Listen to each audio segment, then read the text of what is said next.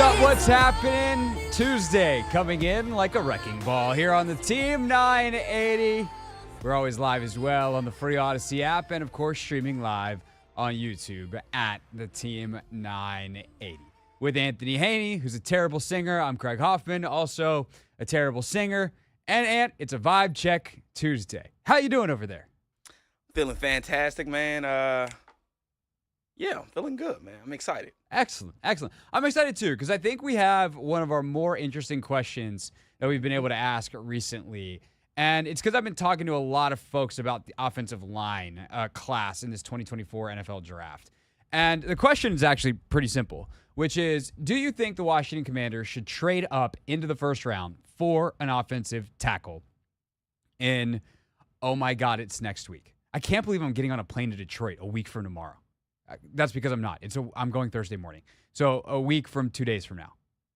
In 9 days, I'm going to Detroit. Time flies, man. That's nuts. But we've been talking about, like, we had Dane Brugler on Take Command. We chatted yesterday with Mike Golick Jr. Like, we did almost 30 minutes on the O-line with Gojo, and that'll be out in the morning.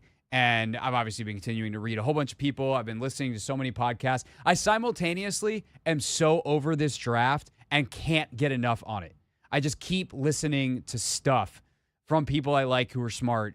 We had joked about this with Gojo because, like, Mike referenced Nate Tice and talking to him about something, and Nate had just been on with Mike, and then they were both doing something with Mina, and, like, it's just all of us are talking to each other at this point. It's a giant echo chamber of us all having each other on our shows and talking about the same college football players. But I think the more I've dug into this offensive line class, the less conviction I have about potentially trading up. So before I give my reasons why, and if I ask you this question before giving any extra information, any of my latest download on the offensive line class for 2024, based off what you know from doing this with me every day and in your own watching and reading and listening, how interested are you in trading up for an offensive lineman in the 2024 NFL draft if you are the Commanders, trading back into the back end of the first round? I'm super interested. I just feel as though being able to shore up, your quarterback position and also your left tackle or your blind side is important. And if we're building towards something, it's important to have that centerpiece, and also you sort of kind of get it at a cheap expense. Left tackle, quarterback, those are two positions that are highly coveted, and you got to really pay those positions nowadays. And if you can get those two positions at a relatively cheap price right now while building towards something, I think it's your best bet. So more questions, actually. More questions before information and opinions. Okay. Would you do it for anything other than a left tackle? No. So no guards, no centers. No. Which obviously makes it center, especially right now, because Washington just signed Biotish, who is genuinely their center for the next, hopefully, 3 contractually, but hopefully he signs an extension and he's the center for the next 5 to 8 years, based off his age and experience and all of those things. Right tackle, not interested, not valuable enough to you. No. Okay. So we're talking about just left tackle. Yes. Okay. How high? Oh, it's not even how high are you willing to go? It's what are you willing to give up, right? Are you willing to give up 36 and 40 to get a left tackle? Where am I landing giving up 36 that gets you and into 40? the late teens? I think I would be interested. I'm not saying I'm all in, but I would be. It's intriguing to me. Okay.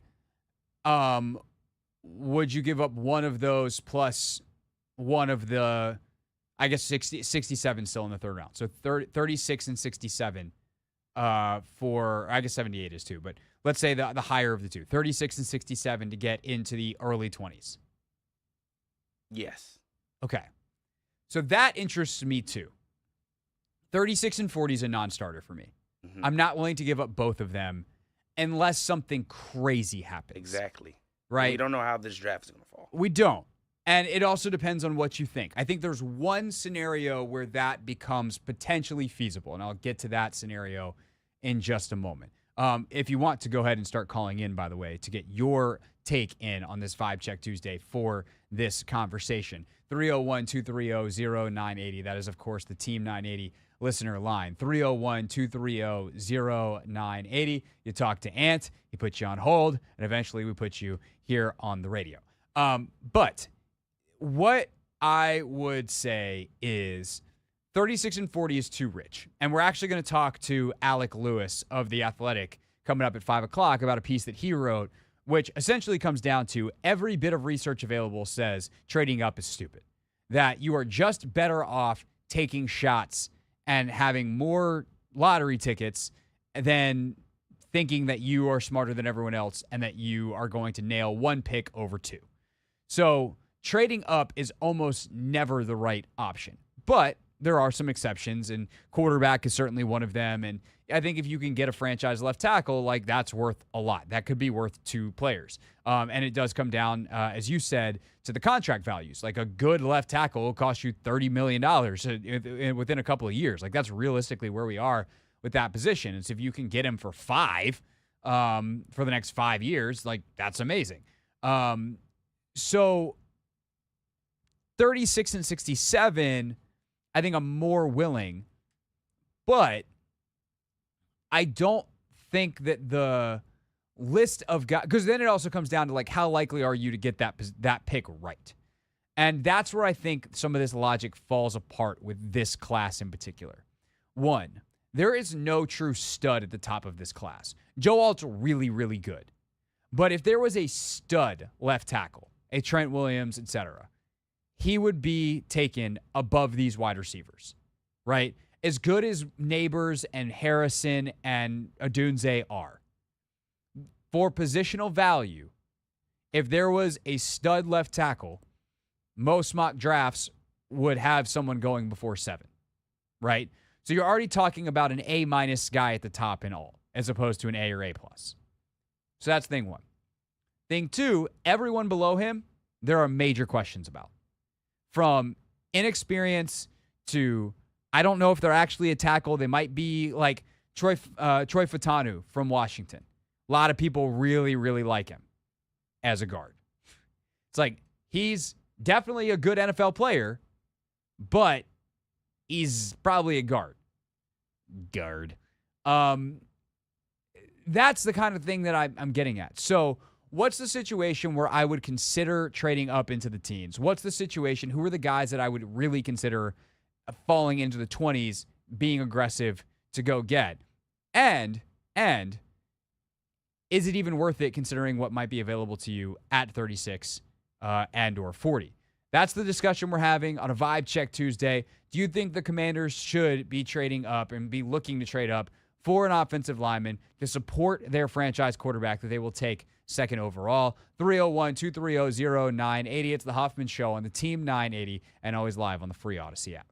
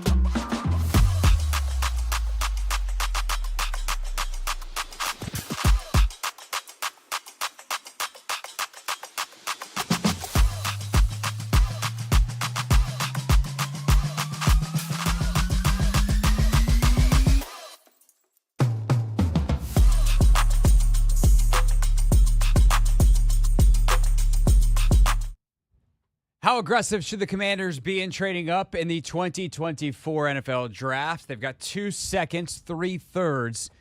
Can they package some of them to get back into the first round? And should they package them to get back up into the first round? 301-230-0980. Let's take your calls on this Vibe Check Tuesday, starting off with JT. JT, get us going. Thanks for calling. You're on the Hoffman Show. Hey, what's up, Hoffman? How are you? I'm good, bro. I'm good. Appreciate it. Personally, I would not be willing to trade up unless just something crazy happened where you got like Olu, drops down, and excuse me if I messed up the pronunciation, or I know Alt's not going to be there. So for me, there's too many question marks. When there's still a lot of good talent at other positions. So I would rather just sit at 36 and 40 and try to attack it there, whether that's, Patrick Paul, whether it's the guy from Arizona, or even the guy from Washington. I think his name is like Rosengarten or something like that. Yep, Roger Rosengarten. Yep, that's what I would be looking to do. And question, what are your thoughts at 40 if Keon Coleman is there? I know he didn't run the fastest 40, but I think if we get Daniels or whoever we get, what's your thoughts on that? Thank you. Yeah, you got it, JT. I'm gonna let you do the hang up and listen bit. JT hung up himself before I could even click the button. He hung up, and now we'll listen. I'll get back to the tackle thing in a second. Coleman's super duper interesting. I've heard people that love him. I've heard people that hate him. I like him. I'm not going to pretend like I've spent a ton of time studying him, but like when you listen to the people and understand why they do or don't like him, he's a guy that I tend to go like, he was pretty good and he's pretty productive, and I think he's going to be able to figure out how to do the same thing in the league. He's a big X. I don't think Logan's super high on Keon Coleman. He actually likes, I think, his teammate Johnny Wilson better as like a tight end power slot kind of guy. But Coleman at 40 wouldn't be my top pick as a receiver, but if they draft him, I'm not going to blink twice. I think that's where I'm at on Keon Coleman. It's like, you get him at 67, amazing. You get him at 40, fine. There's probably other guys I'd prefer to fall, whether that's A.D. Mitchell from Texas, Troy Franklin from Oregon. I really like some of the slot guys. Like if Ladd McConkey from Georgia falls, I am all over that kid. But Keon Coleman's super talented, and there's a lot to like about him. I am with JT on the tackle piece, though. So I've got the Beast pulled up in front of me, which is, of course, Dame Brugler's draft guide. Here's his rankings. He's got Alt first. Olu Fashanu, I believe, is the pronunciation there, although I keep hearing different people that are genuinely experts say it totally differently. But Fashanu, who, by the way, DC kid, went to Gonzaga, blocked for Caleb Williams. Fashanu from Penn State, he's the second guy. J.C. Latham, third from Alabama. Fourth is Talisi Fuaga from Oregon State. Fifth, Amarius Mims from Georgia. Tyler Guyton, sixth from Oklahoma. So those are all the guys that Dane Brugler from The Athletic has as a first-round grade. With Guyton being marked as first, second, not true first. Everyone else, the top five, all first. He's then got Kingsley Suamataia from BYU, Patrick Paul from Houston, Brandon Coleman from TCU, Roger Rosengarten from Washington, all with second or third round grades. And then the last two third-round grade guys are Blake Fisher from Notre Dame and Kieran Amadiji from Yale. And then you got a whole bunch of dudes who are fourth and below. So for me, Fashanu is the only guy that I would even remotely consider trading back up into the high teens for. He has got a ton of raw ability. He's still pretty young. He's 21 years old. I mean, most of these tackles, the only one that's 22 in that top group is Fuaga. And then Coleman, the ninth guy, is 23. Patrick Paul's 22. But of the first round guys, Talisi Fuaga just turned 22. So they're all fairly young players. Some of them have 4 years of experience. But most of them, even if they're listed as like fourth-year players, fourth-year juniors because they redshirted, et cetera, they are they don't have a lot of tape. And so I'll just go through them one by one. Joe Alt, obviously, if for some reason he falls, it probably means there's like a medical or something. And so that would be weird, but everyone thinks that he's going to Tennessee at 7. If not, he certainly would get scooped up before the Commanders could even trade up without including like a future first rounder. Fashanu from Penn State, super duper athlete. He, Dane's ultimate takeaway is work in progress as a run blocker, but above average in pass protection because of his body quickness, anchor versus power, and attention to detail. He projects as a long-term starting left tackle in the NFL with Pro Bowl upside. Logan has some technique gripes with him, but it's also like it was interesting talking to Golick because Golick liked his technique, and it just comes from Mike played at Notre Dame and learned a certain way. Logan prefers a different type of thing, and that actually made me feel better about Fashanu because I'm like, well, if they just want to change his technique, they can change it. He's got great hands, he's got great feet. There's a lot to like there.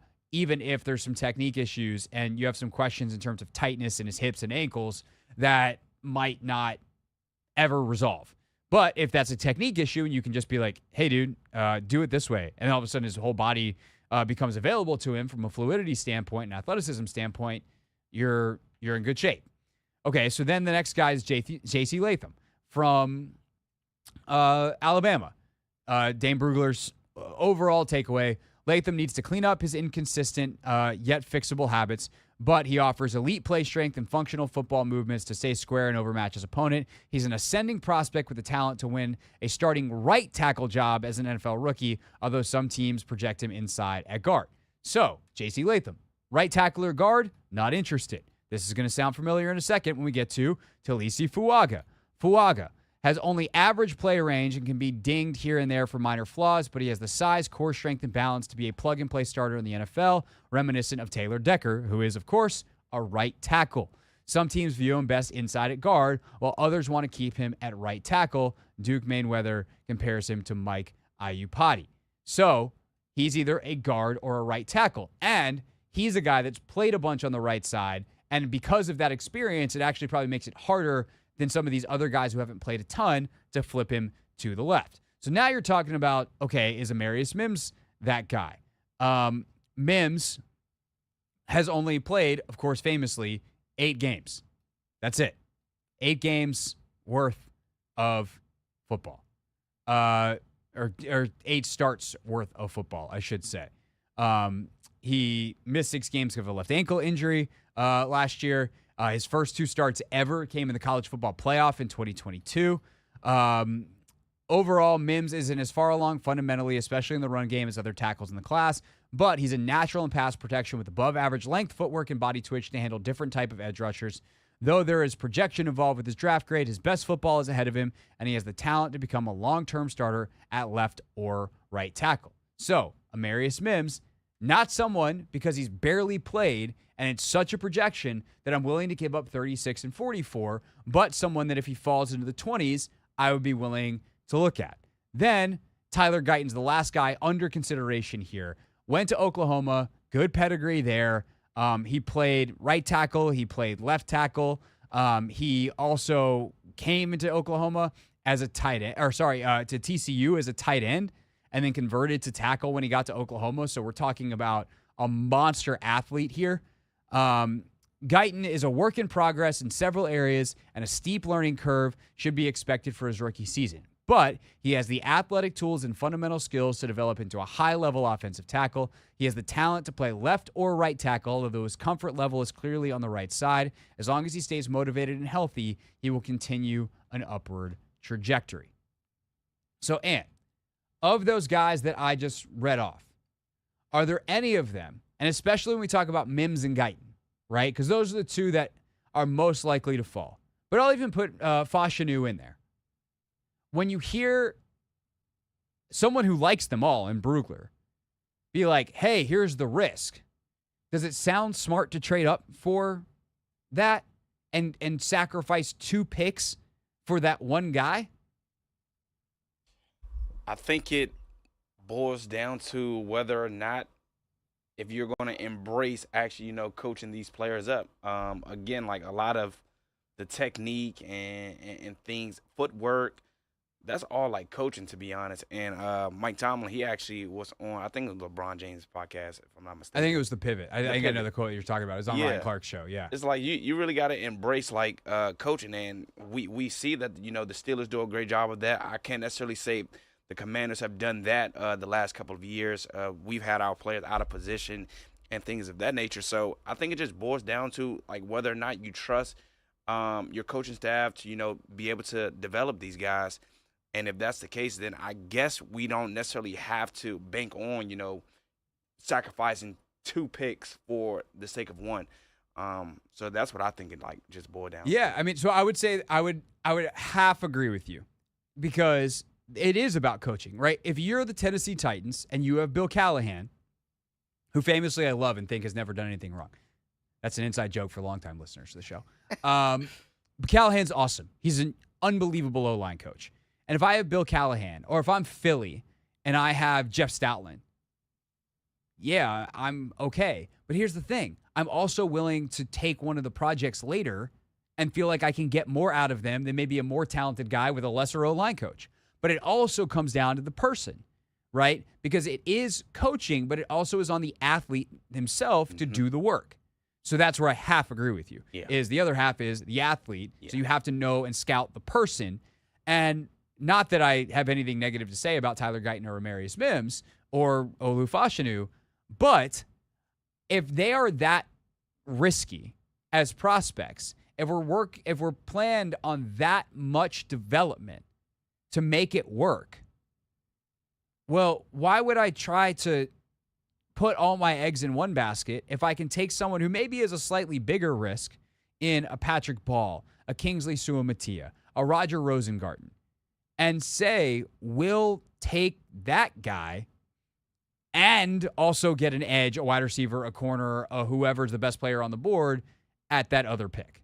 To me, that's where I've ultimately landed here is I do think Mims is probably worth it if you don't have to give up 36 and 40. If you can give up, especially if it's like 36 and 100, I think that's worth it because Mims might wind up being the best tackle in this class. Guyton is super interesting because he's a freak athlete, and they just don't make a lot of athletes like that. And he's so raw and so inexperienced, but has shown an aptitude to learn that I think if you have confidence in your O-line coach, if they have confidence in Bobby Johnson, then they should think about that. But ultimately, I don't know how much better he is than a Jordan Morgan from Arizona, than a Suamataia. But again, there's questions about those guys too. Suamataia transferred because he was homesick. Do you trust him? And that was from Oregon to BYU. Imagine going from Utah to Washington, D.C. Jordan Morgan, a lot of people think he's a guard. Patrick Paul, rawer than hell. Like just super duper raw, crazy athlete, crazy measurables. Men that big aren't supposed to move that fast and have that much strength and have it all be fluid and such. But he's might not be that good of an actual tackle. So like this is why this is so damn hard. And yet teams trade up and do this kind of stuff all the time, which is the subject of a piece today in The Athletic by Alec Lewis. We'll talk to Alec coming up at 5 o'clock. But your calls on this Vibe Check Tuesday. We're 9 days from the NFL Draft. Where are you on what the Commanders need? 301-230-0980. Your call's next on The Hoffman Show.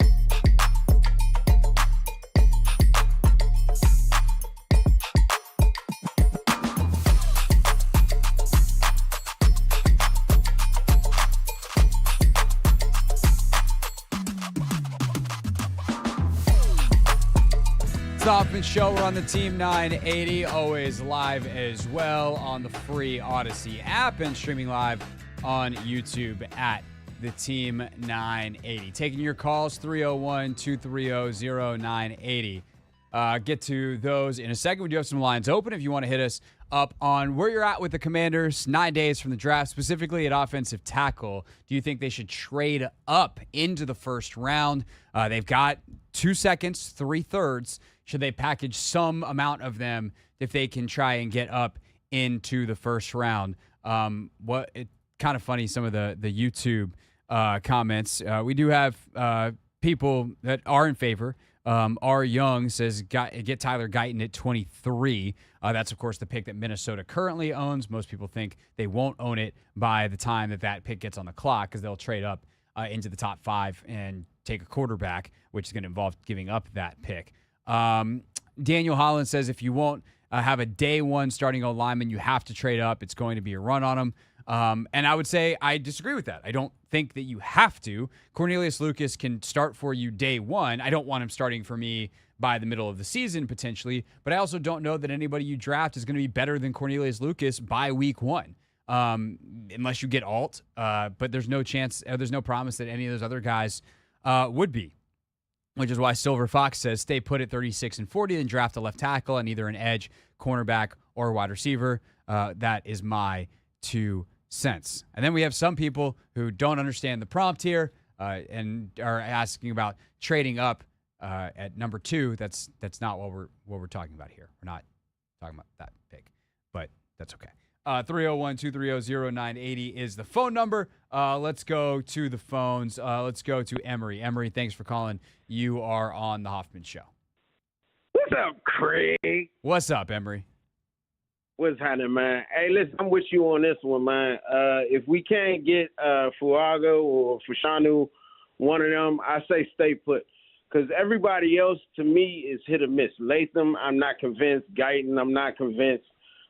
Kingsley Sewell-Mattel, I think he might have a chance to drop to the second round.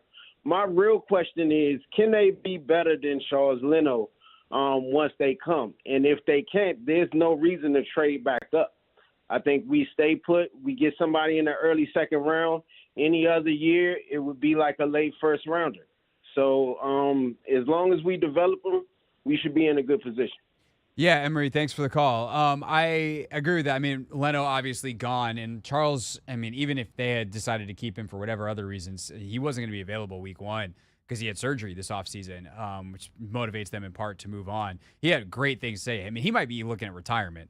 He was on with Kime, and it was a really, really good interview with Charles Leno, talking about how impressed he was with the new regime, even though they let him go as one of their first moves. So I think that obviously Cornelius Lucas is penciled into the starter right now. Trent Scott is right there with him. And doing better than that should not be terribly hard. I also think the important thing to remember is there are guys available currently that you could bring in post-draft. Like, I don't think Bakhtiari signed anywhere.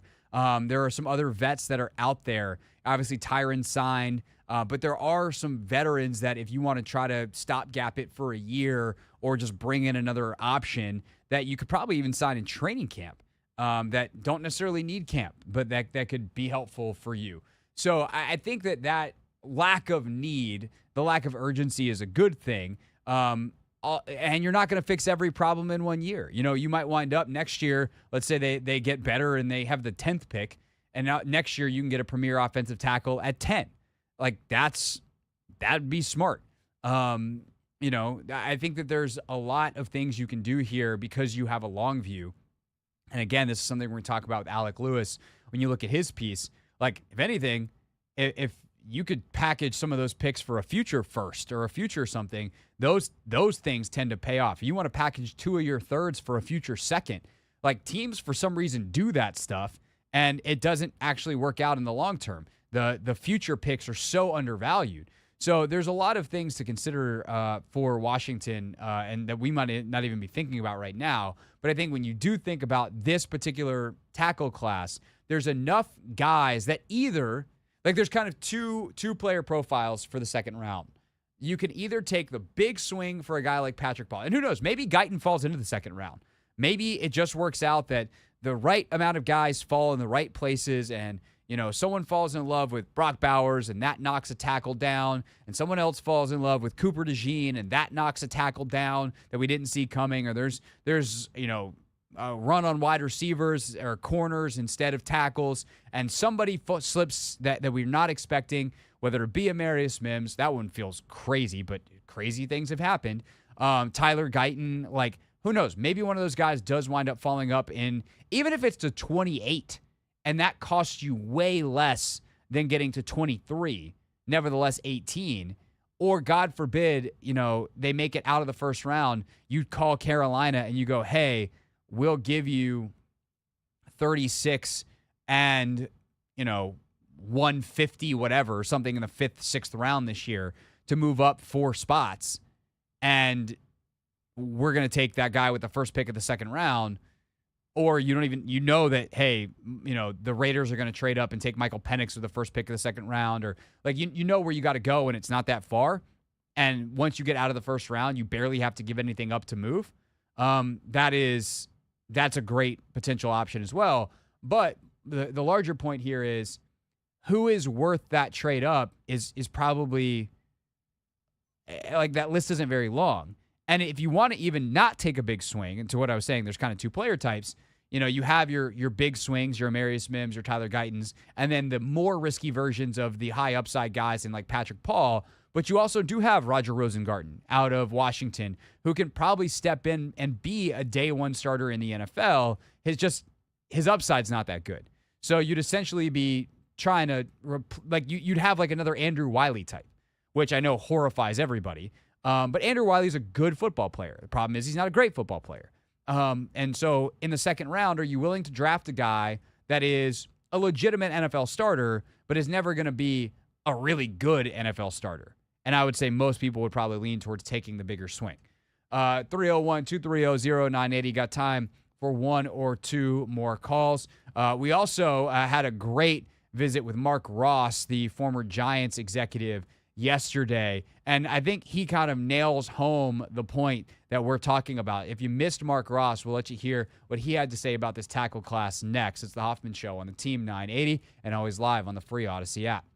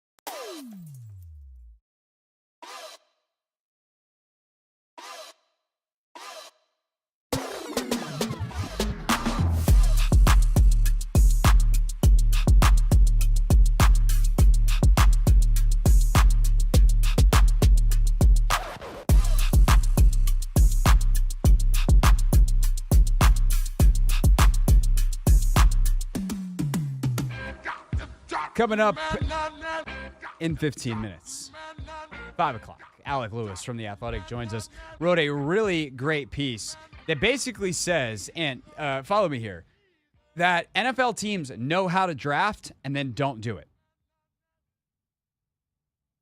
Seriously. That basically the crux of the piece is NFL teams have looked at the research and they know what they're supposed to do when it comes to the NFL draft, and then most of them don't do it. So you study for the test gets here, and you just abandon and then everything. you just go with your gut. Yeah. You have a strategy, and then you're like, I don't trust it. And you go with your gut, and then you make the same mistakes that everyone's made for years. But I will say this. Listening. After reading the piece, I feel like the Commanders are about to go on a run because their owner does not think in the way that most of the owners who fall into these pitfalls do. Like, I'm 5 o'clock. Alec Lewis.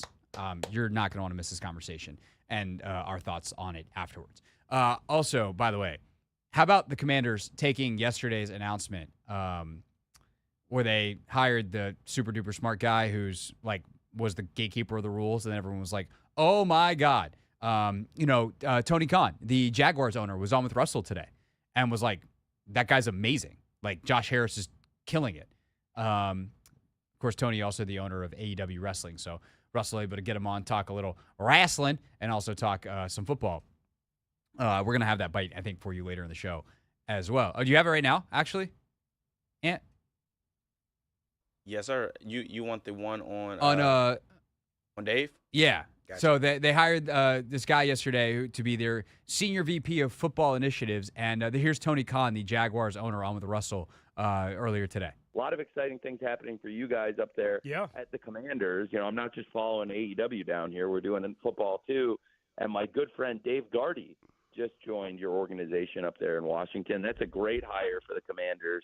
That's a great get for Josh and the team up there. Yeah, Gardy is just so well respected. And then today, they get John Hickenlooper, senator from Colorado. They get his chief of staff, who previously worked for Joe Manchin, the senator of West Virginia. And you're like, what? Why is this such a great hire? He's going to be their VP of Public Affairs, and Manchin has for years been the head of the committee, either the chairperson or the ranking member, depending on whether the Democrats were in the majority or not, because I know my civics. But he's been the lead guy for his party on the Energy Committee for years, which is the next place that the bill for RFK is going. Talk about a strategic hire. Commanders just killed it. Dude's like a Harvard law grad. I look at these people's resumes, and I'm going, they would never have worked here before. Ever. And Harris is like, come on. Someone asked me yesterday on Twitter, by the way, and we'll get back to the left tackle conversation in a second. And you'll hear from two-time Super Bowl champion executive Mark Ross. But someone asked me yesterday, like, how do you think that they're able to do all of this?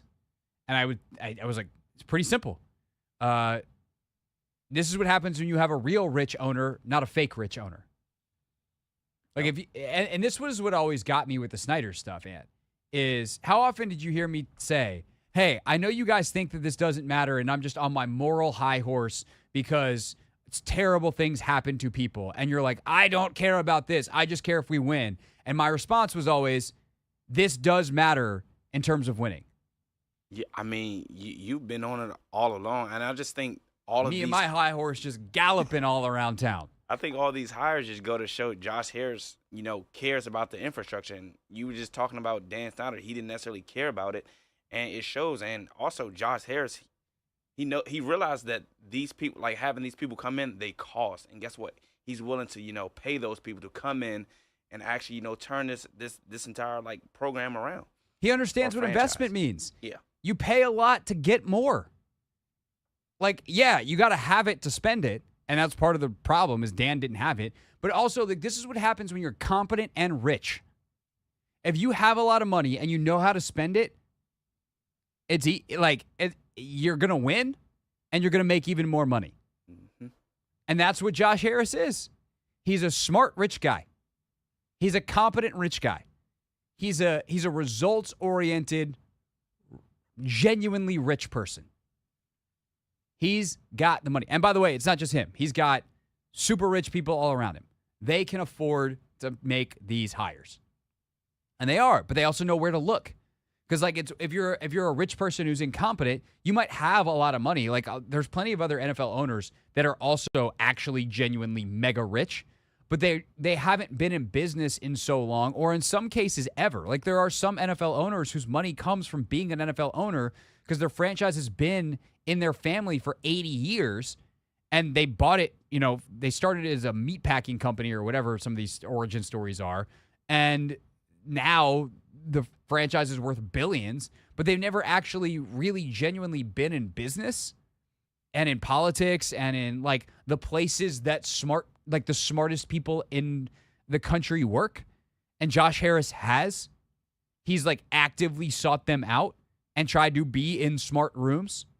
My buddy Chris has a great saying that if you're the smartest person in the room or the dumbest person in the room, you're in the wrong room. Right? You always want to, if there's 5 people in the room, your best, you want to be the third person in the room. And that way you've always got people that you can kind of look up to and you also don't want to be the dumbest person in the room because that's a bad spot to be in. That one's a little more self-explanatory. But you want to have people that are smarter than you. And Josh Harris has always tried to find rooms, even as smart as he is, where he's got other smart people around. And that's led to these incredible connections. And whether these are all Josh or Josh, maybe it's one person's Mitch Rales, but like Josh knew Rales or, Magic Johnson or Jason Wright has been in a lot of these rooms before. I'm sure that Jason and this guy that they hired today have probably, Kieran Matan, have worked together before on something when Jason was back at McKinsey. Like, who knows where the connection is coming from, but damn, they are absolutely killing it in the hiring department. And again, you can go, oh, well, this is all great, but it doesn't matter if they don't win. And, like, you're correct, but this stuff is all going to help them win because it shows that you have, like, if all they're doing is pulling in good people, that's going to extend to the football team. People are going to want to be here. And by the way, I would say athletes are smarter and more interested in other stuff than ever, such as finance. If you're a pro athlete, especially a vet, I think of a guy like Wagner, right? And I have no idea if Bobby Wagner is interested in finance or stuff. Actually, I won't even use Bobby Wagner. I will use Andre Iguodala. Like, part of the reason Andre Iguodala wanted to stay in Golden State was because Steph Curry was there and he was going to be competing for championships. But also he was super invested in Silicon Valley because Andre Iguodala had made hundreds of millions of dollars and was ready to buy into companies and like be around tech people that he could set up his post-basketball life to be like a tech investor and a tech person and be in the right place. So he had no interest in leaving Golden State, and towards the end of his career, when he perhaps could have gotten more money to play somewhere else, he saw the value in just being on the end of Golden State's bench on a veteran minimum contract because his money was going to be made somewhere else. If you are a guy like a Bobby Wagner who's made a bunch of money in the NFL, wouldn't you want to be connected to Josh Harris for business reasons? I would say yeah. Yep. Would you ever want to be connected to Dan Snyder for any reason? Negative. Not unless you want a potentially dangerous yacht party that could come up in a congressional hearing at a later date. Seems relevant. Because I promised it. Here's Mark Ross on the tackle class. And do you have that? I think there's this group of tackles that are pretty much going to be the same from maybe the mid-first round to the bottom of the second round, where there's this whole group of guys that I don't think there's this one or two. Joe Alt, I think maybe is just the class and a couple interior guys. But overall, there's a lot of different tackles with different skill sets, different positives, different negatives, a lot of developmental guys, I don't think there's anyone that's going to just step in right away next year except for Alt and say, yep, we feel confident with him. So for the Commanders, we can sit there at 36. We can be there at 40 and still get good players and still get the value of someone that we may take at 15, because I don't think there's that huge of a difference from the second tackle to the 10th tackle. There's that many guys and there's that much talent, and no short. It's a good and bad, because I don't think there's that many surefire people that you're going the next year and say, go block Micah Parsons. You don't want that to happen. So they're in a good situation. I would use as many picks as possible for the Commanders, because I think they have a lot of needs that still need to be filled. So I would not sort of give that up because number one, the value and the need that they still have for a bunch of spots. Why that seems to be so obviously the right strategy, yet a lot of NFL teams don't follow it. We discuss next with Alec Lewis from The Athletic here on The Hoffman Show.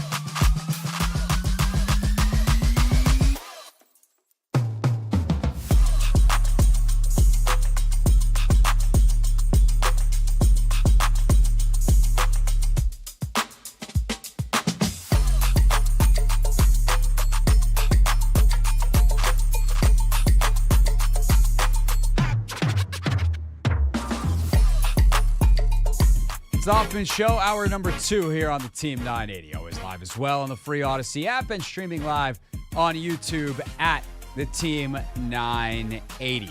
NFL draft just 9 days away, and that and the strategy behind it is our top story today. Of course, 5 o'clock means it's time for Not My Beat. Today's top story from the perspective of someone who's there. You are looking live. This just in. Not My Beat. So I started my day today reading The Pulse, the daily newsletter from The Athletic, and there was a blurb about a piece that really intrigued me about draft strategy and why so many teams seemingly get it wrong. The piece was written by Alec Lewis. We immediately sent an email over to our friends at The Athletic, and lo and behold, ladies and gentlemen, Alec Lewis with us here on the show to discuss. Alec, thanks for your time, man. Great work on that piece. Really, really excited to talk to you about it. Thanks for coming on.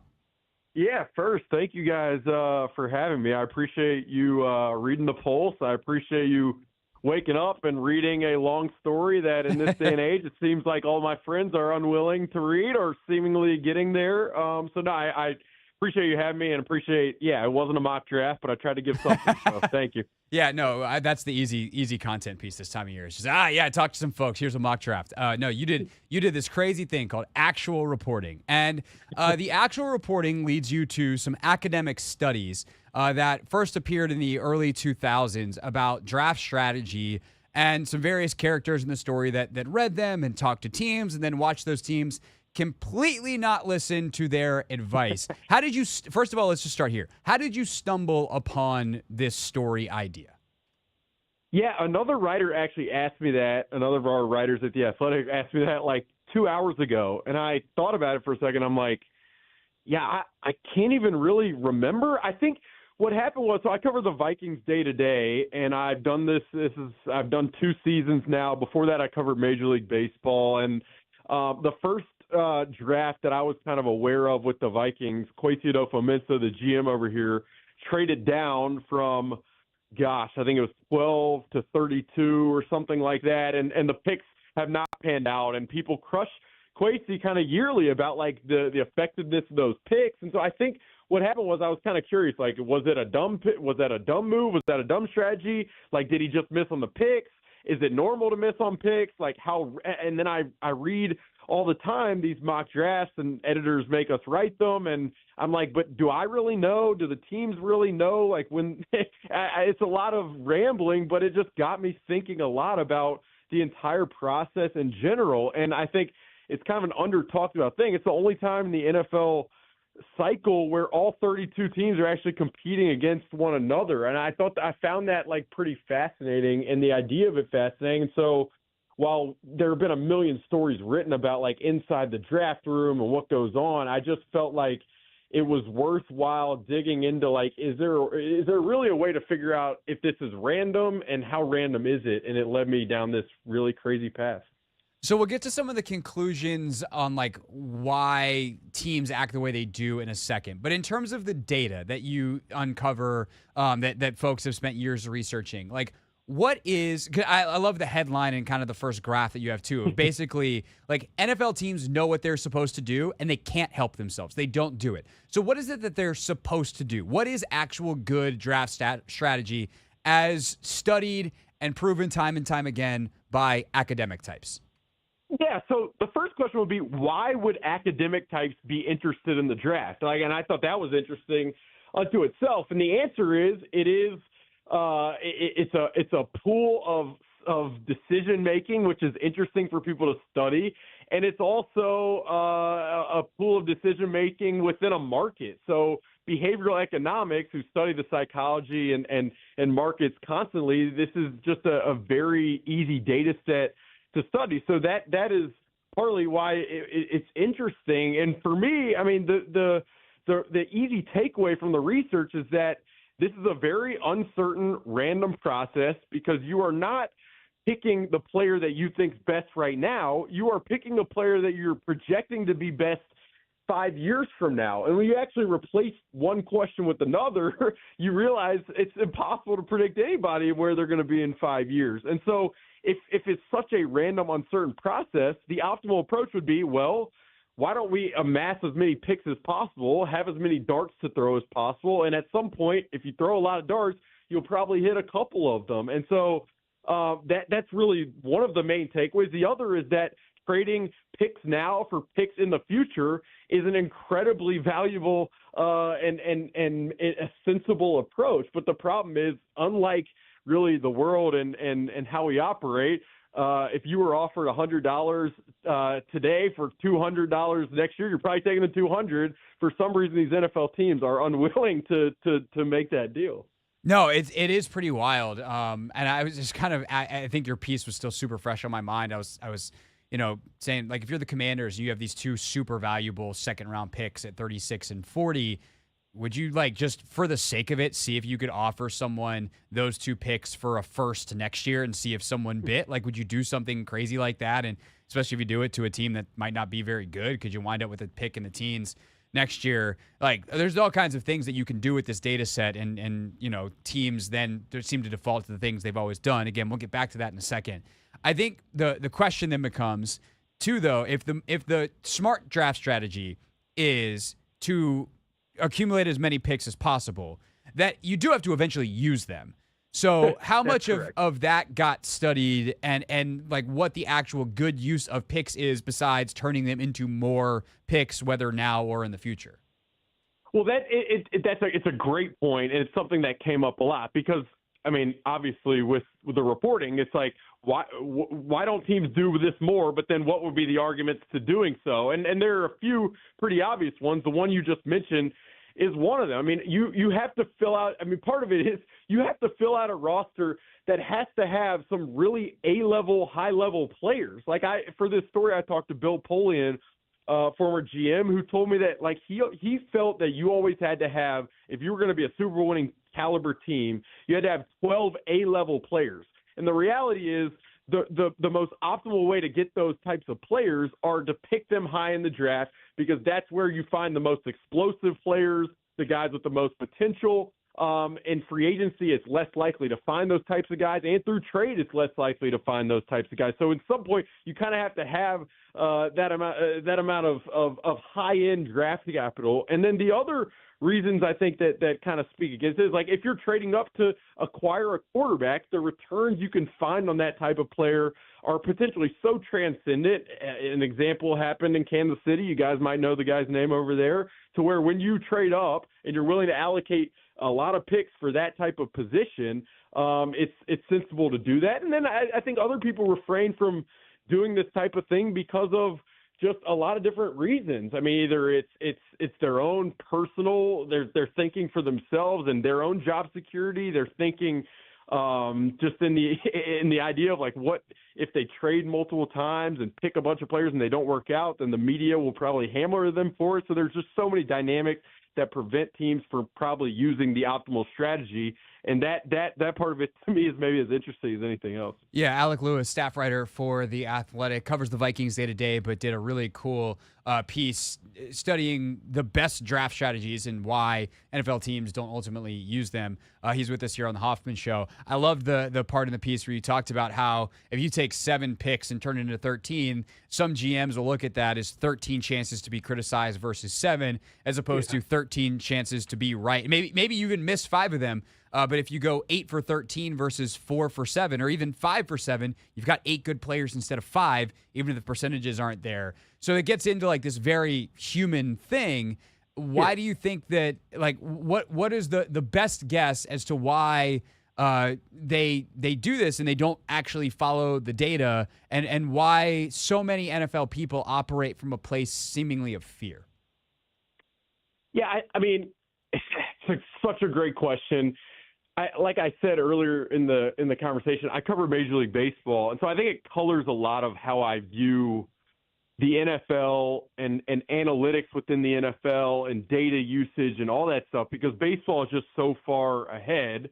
It just is. I mean, baseball, Moneyball, the book came out 2 decades ago. I mean, I did a story last year on biomechanics and quarterback development, which is just coming on. In baseball, it's been a thing with the Tampa Bay Rays and Dodgers since 2014. So I often think of it as like the NFL is 10 years behind. And so if you're behind, you're going to be like baseball, which for a long time was reticent to adopt a lot of new age pitching strategies and stuff that has helped teams like the Baltimore Orioles become what they've become in recent years. And so I think that's definitely part of it, just a lack of willingness to think forward. I mean, I also think one of the best quotes I thought in the story, it was essentially someone saying, like, people are often very unwilling to admit how arbitrary and random and how much variance exists in these sports. And because admitting that it's random or uncertain or has a lot of variance kind of takes away from the reason you were hired in the first place. And I just think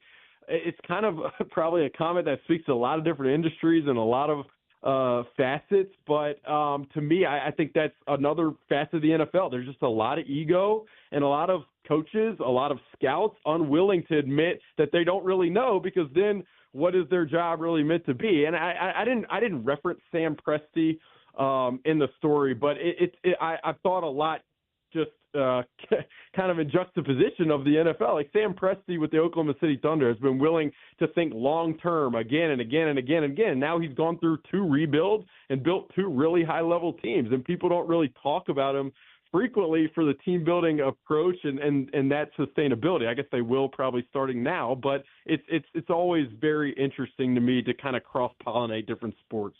No doubt, and certainly we hope that a couple of his proteges and Michael Winger and Will Dawkins, who are running the Wizards, can repeat that here in D.C. on the basketball side. But I will say, Alec, reading your piece as someone who is emotionally invested in the Commanders, if I was a Commanders fan, truly, versus someone who covers them, whatever, someone who's rooting for the Commanders to do well, whether it's for personal or professional reasons, I would be, / I am, incredibly excited at what I read, because I look at Josh Harris, someone who has employed some of this thinking in the NBA with the Sixers, in the NHL with the Devils, who comes from a finance world where he thinks very differently than a lot of other NFL owners, and just generally is kind of, obviously he oversaw the process in the NBA.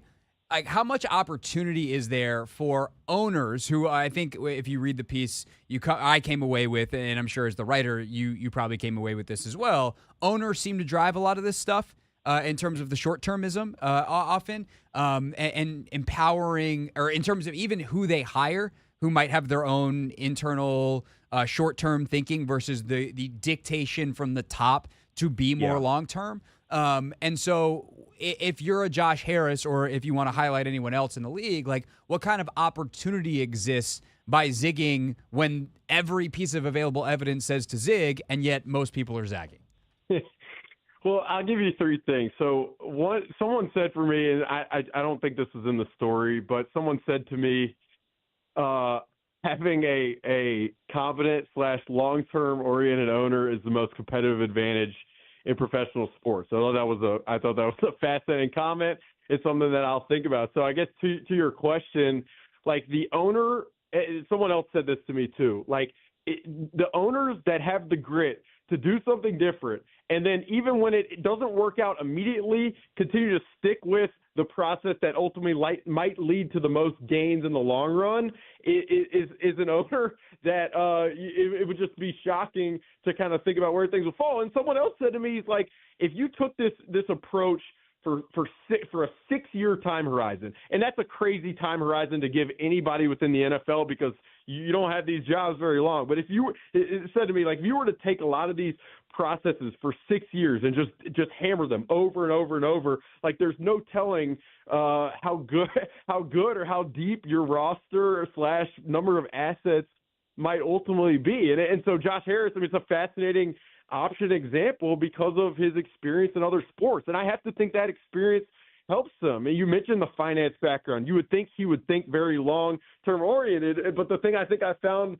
reporting this piece is you have in a lot of cases, these owners have made money because of their wits in one regard or another. And so you would think they would be willing to think long-term, to think big picture, to stay disciplined. And yet, because of, as someone in the story said, like it's such an emotional playground with such high-dollar decisions that it creates such bizarre behavior. And so the hope, I think, you would be in Washington would be like, for as much as we believe in Josh Harris, like can he refrain from this in such an odd and wacky and messy environment that is the NFL? Yeah, my answer for that is yes. I was talking to an executive with the team within the last couple of months, and basically the quote was, "This dude owns the Sixers. He wins 50 games a year, and everybody hates him. There's nothing Commanders fans can tell him that he hasn't heard before, and probably 10 times worse. He's kind of immune to the public pressure. Like, he just doesn't listen to it, doesn't care. He sticks to his guns." And I think that one of the most impressive quotes I've ever heard from a sports owner came from him at a symposium, I think late last year, which was basically, if you want to get to 8-8, I can get there real fast. There's a million shortcuts to 8-8. Winning over the long term is a lot harder, and there are no shortcuts to that. And I think of most teams, you know, the Vikings, I think Kwesi has kind of a long-term view, at least it seems like that from afar. They obviously were able to get pretty quickly to being really good because they had really good players and did a good job. But I think a lot of teams in the NFL fall into that trap where they get to 8-8, they feel like they're one player away, and the reality is they're just stuck at 8-8, and that player is never coming. And so I think that, like, your reporting here just really emphasizes that point, that it's really easy to get to the middle. If you don't do the things that are proper for investment over the long term, you're never actually going to get to the top.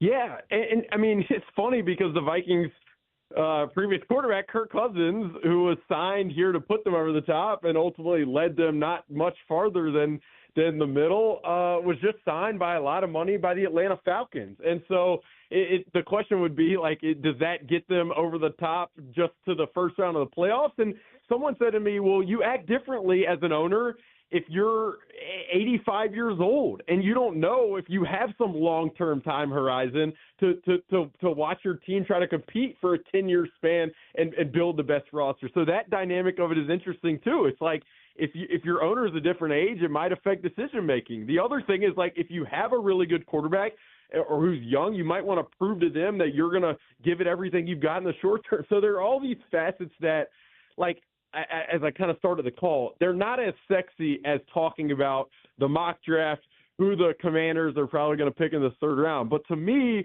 like, these are the things that guide the probabilities that the team you love has a chance of winning the championship that they covet. And so for me, it's this. I mean, the reporting of this for me was pretty formative, like, in probably how I'll view team building and just the idea of uncertainty and variance in general and bias really involved within it also. It's what made it so fun. It's why, I mean, I could have written the story probably 4 times as long with 700,000 anecdotes because it was that interesting for sure. Yeah, no doubt. You might even say, like, I think this is probably a little harsh on Cousins, but it also might be true. He might be the ultimate shortcut to 8-8. Really, maybe it's the shortcut to, 10-7 now with the 17 game schedule. Like maybe he's the ultimate shortcut to that, but that in some ways, like he's exactly what Harris is talking about versus hunting the Mahomes, the Josh Allen, etc. Okay, real quick before we let Alec Lewis go, last question for you, sir, is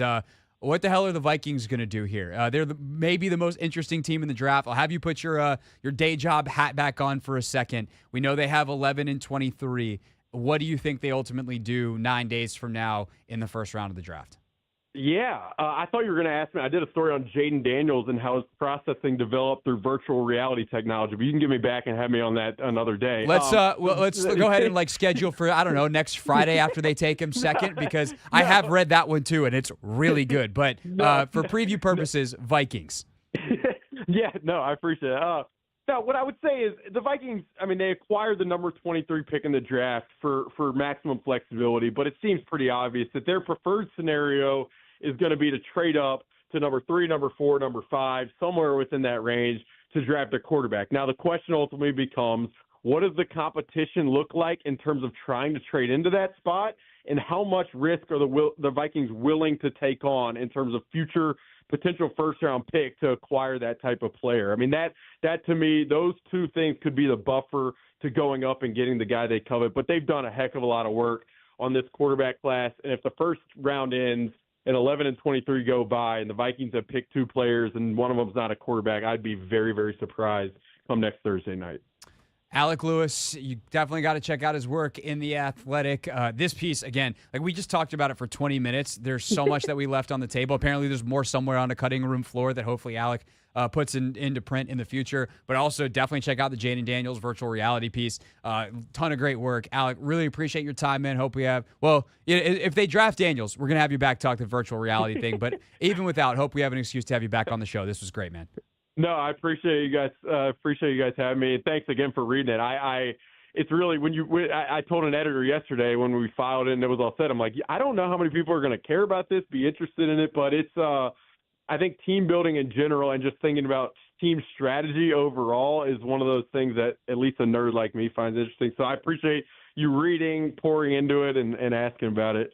Thank you guys, and enjoy this next week. Should be kind of a blast come Thursday night. No doubt. If you want to write a nerdy piece, this is the radio show to come talk about it. Appreciate it, Alec. Thank you, man. Alec Lewis from The Athletic with us here on the Hoffman Show, a show for and by nerds. But we're cool nerds. Or something. And are you comfortable with that? Sure. I mean, my name's on the show. Ant's the cool part. I'm the nerd.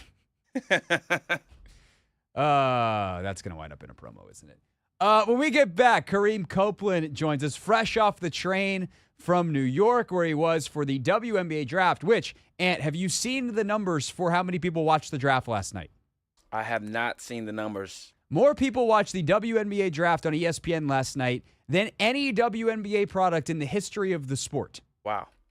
2.44 million people watched the draft last night. I was and one of those people. not just like watched Caitlin Clark, turned it off. That number sustained for basically the entire draft. Yeah, I was one of those people. Holy crap. The previous record was 600,000. 600,000? Yeah, Diana Taurasi, 04. Dang, so quadruple. 2.44 million watched the WNBA draft last night. I also just got an email from the Mystics. I do believe Aaliyah Edwards, the Mystics first-round pick, will be on the show with us tomorrow, but we're going to talk about how she fits with the Mystics next with Kareem Copeland from the Washington Post here on The Hoffman Show.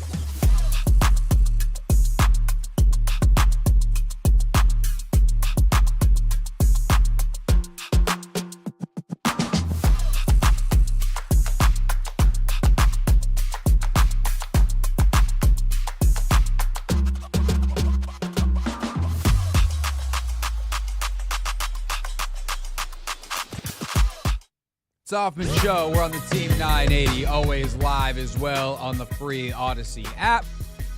Streaming live on YouTube at the Team 980.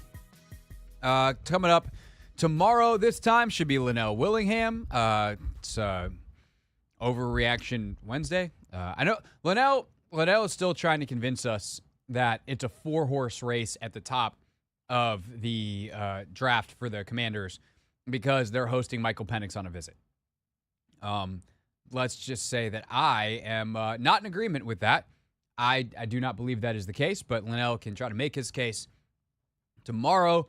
And then, of course, a week from today, or a week from tomorrow, will be one day before the draft and only one day from finding out. But it does seem that all the wind is blowing in Jaden Daniels' direction.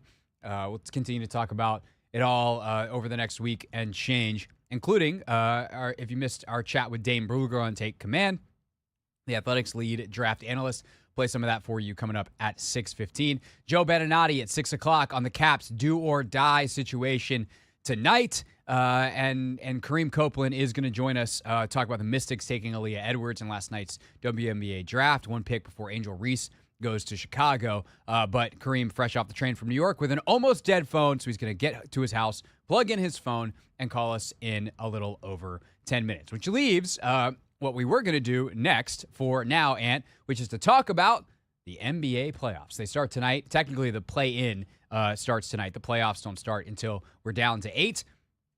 Currently at 10, your Los Angeles Lakers and the the New Orleans Pelicans start things off. And then you have Warriors-Kings, arguably the best first-round series last year in the do-or-die. As a reminder, Ant, for you if you need it, although I'm sure you're on top of it, and everyone else, the format here is this. The Warriors and Kings finished 9th and 10th. They play a do-or-die game. Winner moves on. The 10th place Warriors are visiting the 9th place Kings. The winner moves on. The loser goes home. They are done. The Lakers and Pelicans, 7 and 8. The 8th place Lakers at the 7th place Pelicans. They play a win and in situation. Loser of that game plays the winner of the other game in a do or die. So Lakers or Pelicans just have to win once. Warriors or Kings, they have to win twice. I love this format. I actually remember proposing this format. Pat on the back to me, to no one in particular. But I remember proposing this format before it was ever brought up. I love this format. Yeah, it works out. The higher seeds always get an advantage, whether you're at home or you just have to win 1 out of 2. Lose or go home. If you're the 10th team on the road, love it. But ultimately, it's a great night for the league because you got LeBron, Zion, AD, Brandon Ingram, star power all over the place. And then in the first game, and same thing in the second game with Domantas Sabonis and Fox, and obviously that Steph Curry fella headlining the Warriors. So you get LeBron, you get Steph. Great night for the league. Let's talk about the games themselves. These two teams, Lakers and Pelicans, played in the final day of the regular season, and for the Pelicans to avoid this very game, and the Lakers absolutely smoked them. Like, not even close. LeBron, one of his best games of his career assist-wise, had like 8 assists in the first quarter. It's nuts. How did the Pelicans prevent that from happening again? I don't know if they necessarily can prevent, the Lakers from going out there and winning again. All season long, every time they've matched up, the Lakers have just imposed their will in the paint. Anthony Davis, he had himself a big game. LeBron, he had his way getting to the basket, and even finding the Ruiz of the world, or all these cutters. They just continue to get easy looks. They ran Valanciunas off the court. He played 3 minutes in the first half. And the Pelicans, they just tried to do a lot of small ball, but I don't really think they can really get the job done. I mean, it's possible. Zion, he's going to have to go out there, have an insane game. Every time he's matched up against them, he has struggled from the field, and we know how dominant he can be. So I think it's going to fall down on his shoulders. CJ McCollum, he came alive in that game, but also Brandon Ingram, he's back from injury. He's going to have to assert himself. So the BI part is the most interesting thing as a variable, or a lead variable, I would say. Well, that 1A and 1B, the other injury thing being Anthony Davis is back. He left late in that game with some low back tightness. He looks like he's ready to play tonight, but if all of a sudden it spazzes up on him, then you're in a bad way if you're Los Angeles. So you are reliant on AD, who, by the way, the narrative that he is fragile or anything like that is unreliable. He played 76 games, I think, this year. Yep. One of his best and healthiest years, and he's shown up in the playoffs. He's continually been there when it's mattered the most. But unfortunately, he caught a bad one, and we'll see exactly how healthy he is tonight because he is a game changer, as is Ingram, all-star level player. But the Pelicans really caught a stride without him. And so getting the rhythm and everybody's roles back adjusted to Ingram being in the lineup is a challenge. And I saw this Pelicans team play against the Pacers when I was in Indy for the Combine. We went to the game, and it was interesting kind of watching them flow because Ingram just disappears for large parts of games. They run the offense through Zion as kind of this point forward. McCollum's obviously heavily involved. Ingram does wind up with the ball quite a bit, but it's not a perfect fit because you'd rather the ball be in some of these guys' hands a little bit more. And if Zion Zion also is a good screener, but he's probably better with the ball in his hands. I mean, he had 8 assists in the game the other day in their big loss.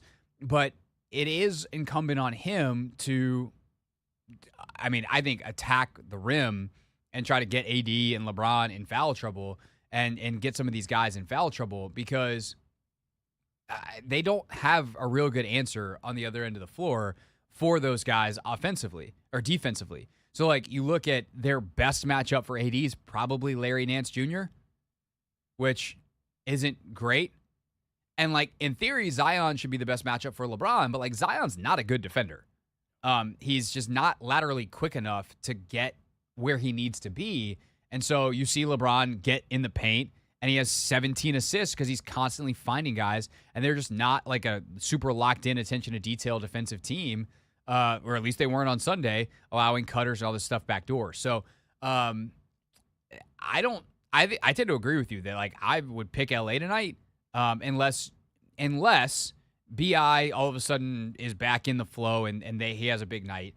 And the other huge variable, and this is always the variable in the modern NBA, is they hit 1 billion threes because they've got guys who can do it. Yeah, they do. They've got Trey Murphy. They've got obviously McCollum. They've got Herb Jones can get it done. Bit. Ingram. Herb Jones and others.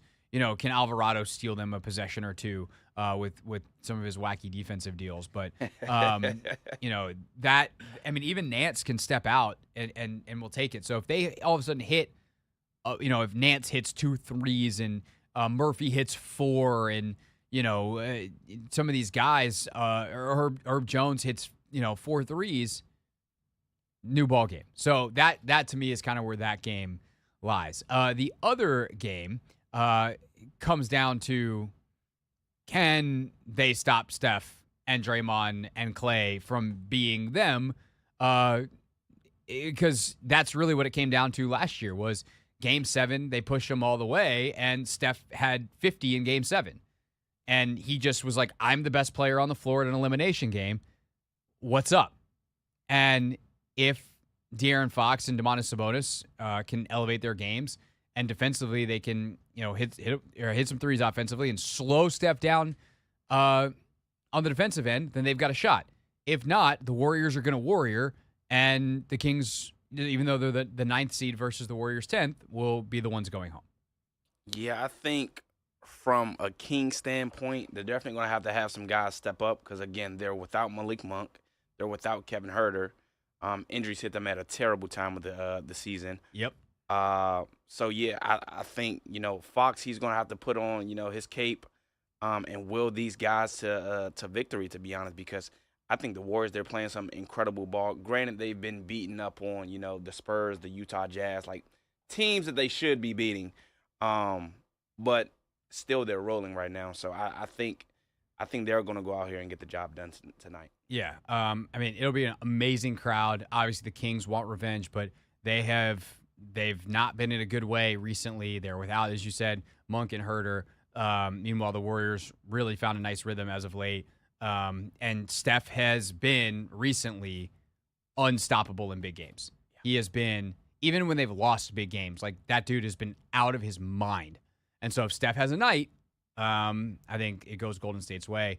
It feels lazy, but I think I'll take the Lakers and the Warriors. Do you think, I don't know if you've been seeing it, but on ESPN, they've been putting out this narrative that the Lakers are going to try to possibly dodge the Nuggets, because the Nuggets are the 2 seed. Mm-hmm. The Lakers go out here and win tonight, it'll be 2-7. Lakers will have to play the Nuggets. Do you think they're going to go out here and try to lose? I think it's just so ridiculous to I think it's ridiculous that mindset. Yeah, one, I don't think you can go out and like if Davis was really banged up. Yeah. Would you potentially make a calculated risk of we have to win one game and we are better saving all of our bullets for one game against the winner of the Warriors and Kings with a healthy AD and a healthy LeBron? Let's not risk it. We're going to sit LeBron. He's tired. Like, could I see that argument if AD was really genuinely banged up? Yes, but also LeBron would be like, I'm healthy. I can win this game by myself. Bleep you. But also, like, you think they want to play the Warriors in a one-and-done situation? Yeah. Absolutely not. Like, that presumes that you're going to beat the Warriors. And by the way, the Warriors and Kings are the second games. You can't even play that game. So, no, I definitely think that is all silly conjecture, a first takeism of sports as opposed to what actually happens. East games tomorrow, by the way, we'll talk about them then. Right now, take a quick break and come back with Kareem Copeland from the Washington Post on the Mystics drafting UConn forward Aaliyah Edwards.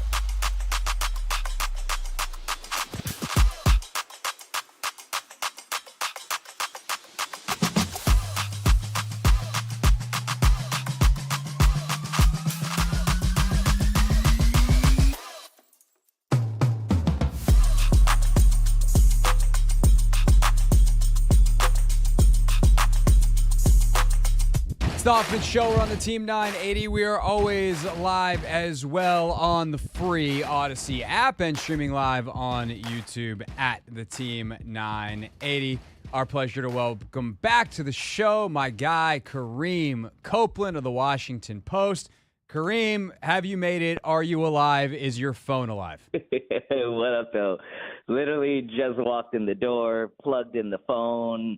We are back. It's been a long 2 months or whatever the days are, but we are back in D.C., and I just kicked my shoes off. So everything's all good. Yeah, from covering the NCAA tournament and some of the college stuff before that through last night's WNBA draft, Kareem has been there all season long. Of course, he'll cover the Mystics after a couple of well-earned weeks off all season long for the Post. So, Kareem, last night on the clock, Angel Reese is sitting there. Fans are kind of starting to froth on Twitter like, oh, my God, take the Bayou Barbie, take the hometown kid. She's from Baltimore, DMV. I kind of chuckle because people in the DMV love to hate on Baltimore except for when it benefits them. And so they were like, take Angel Reese. But ultimately the Mystics take UConn forward Aaliyah Edwards. First of all, scouting report. Who is Aaliyah Edwards as a player, and why did the Mystics ultimately select her? Aaliyah Edwards, has been a star the last couple of years for UConn. Super efficient player. We're talking about a power forward, which it was actually kind of weird because the Mystics actually have a decent amount of bigs on the roster, but Aaliyah Edwards was many people thought she was borderline lottery pick. So as she slid down, it kind of presented a scenario that the Mystics kind of jumped at. Mike Tebow last night said that was one of the people they were targeting from the beginning. The question was the question was she going to slide past 5? A lot of people had her in that top 5 group, and then when J.C. Sheldon went to Dallas Wings, that kind of opened it up. Didn't think they were going to go the Angel route, just because it's more of a style of play kind of a thing. At the moment, Aaliyah Edwards has a little bit more range to her game. The last couple of years, she's really kind of started working on being able to shoot it a little bit more from the perimeter, and that's what Tebow and the Mystics like, and it kind of gives them a little bit of flexibility where you can play her next to Shakira Austin and keep Shakira close to the basket, and then Aaliyah can drift out towards the perimeter a little bit more. She doesn't quite have a 3 yet, but they said last night that's a goal to work on and add in the next couple years. If you play her with Stephanie Dolson, Steph is out on the perimeter. She's a 3-point shooter. In those instances, Aaliyah would be more closer to the basket in those cases. She's been a plus defender for several years now. And with the ability also to has the ability to kind of get you and pressure you a little bit farther outside of the paint also. So I think what it came down was she was a little bit more versatile than Angel, and I think that's what really appealed to Tebow and the Mystics. So I think there's obviously the questions when it comes to Angel of the marketing side, and like obviously you and I, we talk about this stuff all the time. So, but I do think from a mass audience standpoint, to help people understand, like how much with where the W is right now, do teams realistically think about that? Like Caitlin Clark's the number 1 pick because she was the best player in the draft. But certainly the Fever's marketing department is psyched. I think when Angel Reese goes to Chicago at 7, she's probably the best player on the board. But you bet your bottom dollar, quite literally, that the Sky's marketing department is psyched about that. With where the league is, how tempting is it, and how much is it a part of league conversations of, hey, look, Angel Reese is a star, like a bona fide superstar. How much does that influence a draft room, whether it's in Washington or maybe, it seems like it doesn't in Washington. Does it influence other places around the league? I think it's like almost any league. That's one of the things that you kind of factor in. You look at talent, you look at fit and all that kind of stuff, but you also look at the person and who they are and their following and that kind of thing. And so that's definitely a thing. That's definitely a thing in all sports. Now, where teams weigh that kind of or how how much credence you put into that, and that might not be the right word, but sorry, my brain's a little bit all over. It's been a long couple months. Yeah, no, as established. but how much teams weight that kind of determine that's between that goes from program to program. And the Sky, I mean, they traded up. They traded with the Lynx just to move up one spot because they wanted Angel Reese. And I think she's a good fit in Chicago. And they had already drafted a big in Carmela Cardoso, so they really wanted Angel. They went up and they got her, and so I think she's just kind of her whole vibe. Like even last night, she was kind of talking about it on the podium that she likes Chicago. She's been there. She was already talking about summertime shy and all that kind of stuff. And so it seems like a really good fit. It seems like a market that she will really embrace and that will really embrace her. Because that's also a thing. Because, you got to kind of decide, different markets handle things a little bit differently, handle personalities a little bit differently. We all know, if we talk about, we talk about the men a lot. If we're talking about the NBA, the Lakers, the Knicks, those are programs that, they want the best talent, but they also like stars in their market. So I think that's kind of the situation that you're looking a little bit at Angel. I mean, and that was where she was going to go right in that range regardless. She was definitely going to be one of the top 7, and I didn't think she was going to go to the Mystics just because it wasn't quite the fit of what they were looking for. And so it makes complete sense, especially when she was still sitting there. And by the trade, the Sky knew she was going to be sitting there also, and they went up and got her. And so, but yeah, Indiana's been talking about Caitlin Clark for 2 years. They knew that was a fit. Even before, before this year, they knew that was a fit, and that, keep her right there in the Midwest. And, shoot, how many times she joked last night that Indiana Hoosiers fans don't like her very much. Maybe they can change over and become fans now, Fever fans and fans of her now, because, she was going into Bloomington and lighting things up. So that, besides just being the best player in this draft, it was also a good fit. You're looking at the Sparks. The Sparks went and got Cameron Brink, who played at Stanford. It was kind of a question of if she would go to because they ended up kind of getting a little bit lucky and getting Rakia Jackson at 4, because she could have easily gone to the Sky. But they went and got somebody that is very well known in Southern California already. And so, yeah, I think that stuff does come into play a little bit. I mean, we know it comes into play a little bit. It just depends on how much. And so I think that's kind of how that shook out a little bit with that group, at least. Yeah, definitely. Brink's an interesting one, too. She's such an interesting projection. That's like a whole other conversation of, like, how do you project someone second overall when they just foul out all the time in college? But she's also probably maybe the best two-way player in the draft, if you will. Although that's a phrase I hate, too, because, like, Caitlin's one way is so much better than everyone else's one way, then who cares? But anyway, again, that's different conversations for a different time. We got like 30 seconds left, Kareem. So how much do we expect to see Aaliyah Edwards as a rookie for the Mystics? Is she a starter? Is she a bench player? Like, what's the quick synopsis of what to expect for her rookie year?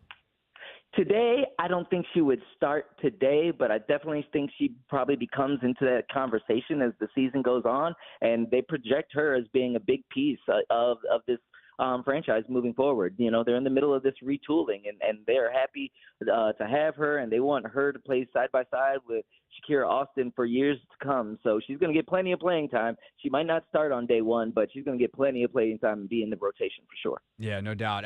Kareem Copeland, he is now going to rest. Of course, writing for the Washington Post, covering basketball and women's basketball at large, college, the pro game, everything.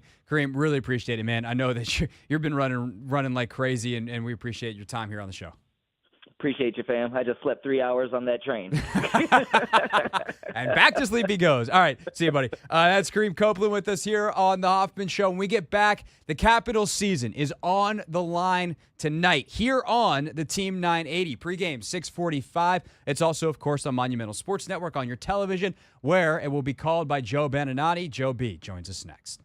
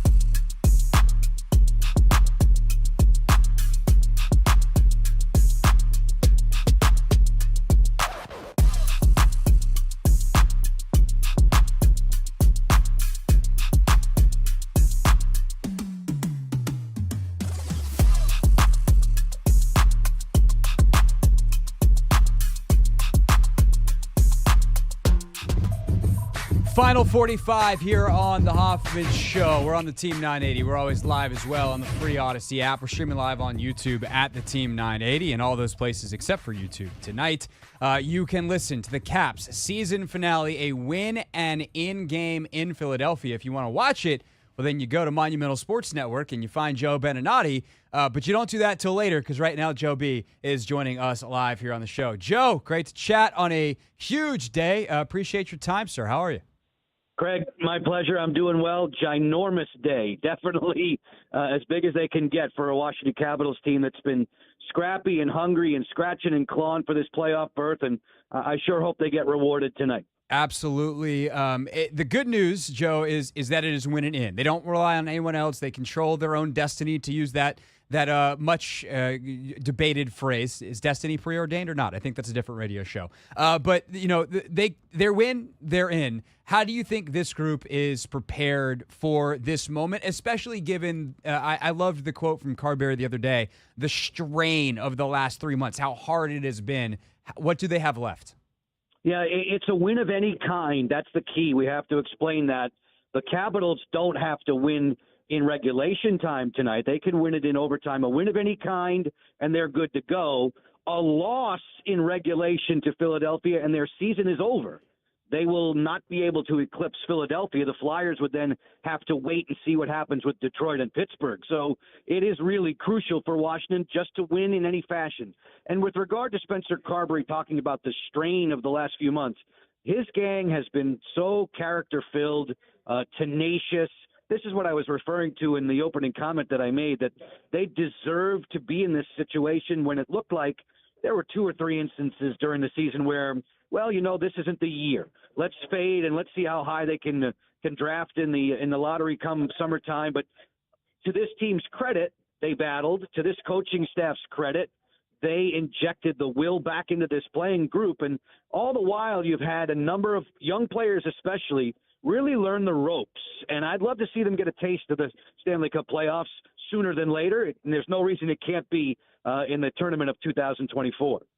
Joe Beninati, of course, as if I need to say that, if once you hear the voice with us here on the Hoffman Show. I always, I feel like I've asked this question of you, of John, of like Sam Pell when she was covering the team for the Post, anybody that we've had on to talk Caps at the end of a season the last couple of years of, like, does it feel like there's more urgency because it's the end of something? We just don't know how much longer Alex Ovechkin's going to play. And at this point, like, there's a couple other vets, too. You're like, whoa, they're getting up there as well while we've been focusing on Ovechkin. When you talk about that strain and when you, like, feel the emotions of the end of this, does this feel like the end of something potentially if they do not win tonight? Or is there kind of, for the first time in a while, you mentioned some of those young pieces, like a feeling like maybe this has been a bridge the whole time and that you're already, not that you're looking to push Ovechkin out the door by any stretch of the imagination, Joe, but that there is kind of the next wave already starting to make its way to the Capitals and the NHL level? I know where you're going with this one, Craig, and it goes back, I think, to the offseason when Ryan McClellan, the Caps president and general manager, tried to explain, what he's trying to do is thread the needle, keep the team competitive and get younger at the same time, give Alex Ovechkin the opportunities, however many are there left, to get into the postseason tournament. And for Ovechkin, for Oshie, you'd think people in Pittsburgh aren't sitting there going, Jesus, Sidney Crosby's played his last Stanley Cup playoff game. They're all thinking the same way, that this could be the end if you don't see it through, and they all don't want that to happen. And that's one reason why Crosby, 87 in Pittsburgh, turned on the Jets in the last 3 weeks. The Penguins were left for goners, and then all of a sudden he goes crazy and brings them right back into the position where they're still battling for an 8th spot. Ovechkin turned it on in the second half of the season. We knew that that goal-scoring prowess hadn't completely left his fingertips, and he's come roaring down the stretch with his team and brought them all the way back to where they are. I think Ovechkin, Karlsson, Strome, all deserving for MVP consideration, but in the end, it's been Charlie Lindgren, and it'll be Lindgren again tonight, upon whose shoulders their fates really rest. How do you like the matchup tonight? And for those that are like, hey, I'm going to watch tonight, haven't watched as much this season, but with everything on the line, like, I'm in tonight, Joe. How have the Caps performed against the Flyers this season, and how do you like the matchup? these are two gritty teams. When the Caps were here in December, Craig, the game went past regulation. Philadelphia wins it in a shootout. These two teams like to scratch and claw. They'll play physical against each other. Any team that's coached by John Tortorella has an amazing engine, an amazing work ethic. The Flyers came into D.C., jumped out 2-0 quickly on Washington the last time they met in March, and the Caps roared home with the last 5 goals of the game. I expect this one to be tight. I expect it to be really close. Philadelphia cannot let Washington get to overtime. Craig, there's the situation where if it's late in the game and it's tied, Philadelphia will pull the goalie in a tie game because they cannot let it get to OT. Is there anything else that we should be watching for, Quirky, on kind of that front tonight, or is that the big one? Like it's almost like Philly is starting this game down 1-0. Yeah, that is peculiar. I've seen Minnesota, the Minnesota Wild, earlier this season, Craig, in their own desperation to get into the playoffs. They were pulling their goalie in overtime, trying to make sure that they get a win. It was that important for them to move forward, and this will be rare when if you see it tonight, and it doesn't have to happen, but Philadelphia knows if the game goes to overtime, their season's through.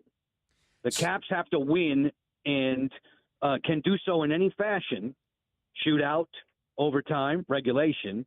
But if Philadelphia wins in regulation tonight, they will beat Washington on the 6th tiebreaker, Craig. Oh. It'll go all the way to goal differential. The Flyers won't be in the playoffs. They'll have to still wait to see what Detroit does and what Pittsburgh does tomorrow. But if Philadelphia beats Washington in regulation, the Caps cannot get the 8th spot. Joe Beninati with us for another minute here on the Hoffman Show. You mentioned Lindgren in goal. Obviously, he's, as you said, the reason that they are here. How much confidence does that give you going forward? Let's say they win tonight. They win, they're in, we have a party, we celebrate, but then you're into the playoffs, and we know the NHL playoffs, the Stanley Cup playoffs are all about, can you get that hot goaltender? Can you ride that streak? We've seen it so many times in the history of the sport. How confident would this Caps team be if they can get in, that they can make some kind of run? They have enormous confidence in Charlie. You know, they call him Chucky, and they know that Chucky's there to save their bacon and has been in the second half of the season. He gives them that eraser-like quality. If there's a mistake made up ice, they can know, Charlie's going to be okay. He'll clean it up for us. It's been that way all game long, but especially so early in the game. In these games where the Caps may not be at their best, they may not be at full strength, they may be making some bad decisions, and Charlie bails them out. That's not the way you want to play it tonight, but obviously you're playing on the second game of a back-to-back. Philadelphia's been off for a couple of days, so it's a fresh, tired kind of thing. But when the Caps get off the bus, when the Caps step into that dressing room, they know that 79 has been so good for them. It gives them a chance every night. Yeah, that is such an odd scheduling quirk, too, to have it be the last game of the regular season, everything on the line, and you're on a back-to-back? That doesn't seem right, Joe. It's crazy. I looked at it. I swear to you, 7 months ago, I looked at it and said, wouldn't it be interesting if it came down to that? and we are here in the biggest way tonight. Yeah, adrenaline can do funny things, though, can overcome a lot, and the Caps should be running full of it tonight. Joe will be as well, although, he always sounds energetic. Always great to hear your call of game, Joe. Looking forward to watching tonight on Monumental Sportsnet. Thank you for your time, sir. Craig, my pleasure. Anytime. That is Joe Beninati, the legend, with us here on the Hoffman Show, your play-by-play voice of the Caps. There are few that are better, certainly in this town, if not in any town in America, at their craft than Joe B. is at his. Always appreciate his time here on the Hoffman Show. When we get back, we are back to the NFL Draft with Dane Brugler, the Athletic Senior NFL Draft Insider. As you know by now, joined us on Take Command. You might have heard some of that conversation by now, but if you haven't, we got part 2 for you next here on the Team 980.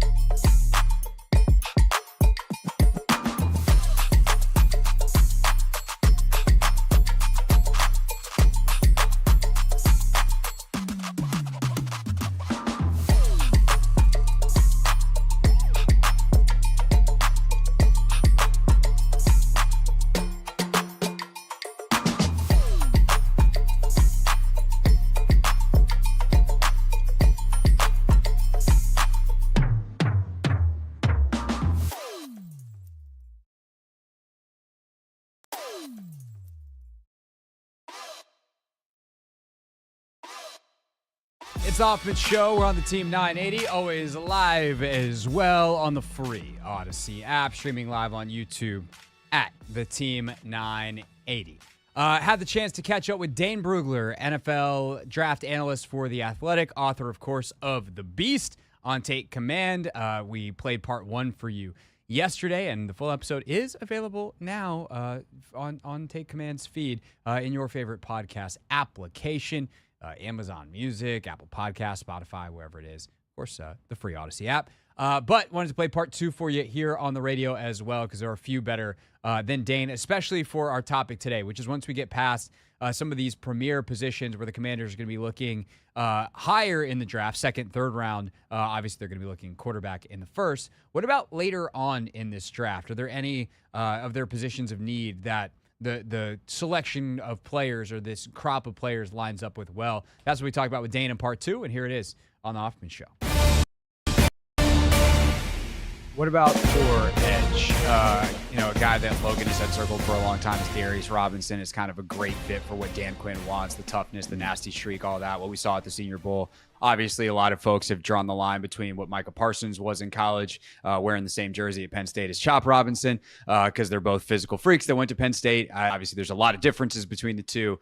But are either of those players that maybe if you're Washington, you would consider back end of the first round for? Or do you think that those two guys could last till 36, and kind of where's your drop off on the edge guys? I think Robinson could get there. He's a unique player because he's 6'5", 205 pounds. He was a defensive tackle as an underclassman, and he thought about coming out last year. He would have been probably a 5th round pick if he came out last year, but he goes back to school and they move him to more of an edge role, and he blows up. 14 tackles, 8.5 sacks. Kirby Smart's talking about how, hey, we just have to figure out how to block number 6, and then we're good. Darius Robinson was the guy on that Missouri defense that's standing out as, okay, we stop him, we've got a chance. And so he's the first guy you want off the bus. Looks the part. He's powerful, strong hands. He's a good athlete, not a great athlete. His 40 wasn't good, but his area stuff was good enough. 35-inch vert. You can see that explosiveness. Had a good Senior Bowl. Looked really good in one-on-ones. And so you think about, he's a base end who's going to downs maybe. There's a lot to, but there is a chance I think he's there early round. It's funny you mentioned Chop Robinson, that Penn Station. Adisa Isaac, the pass rusher, that's the guy that I think maybe would make more realistic sense for the Commanders. He's actually the guy that led the team in tackles for loss, led the team in sacks. Team captain, there's a lot to like about him.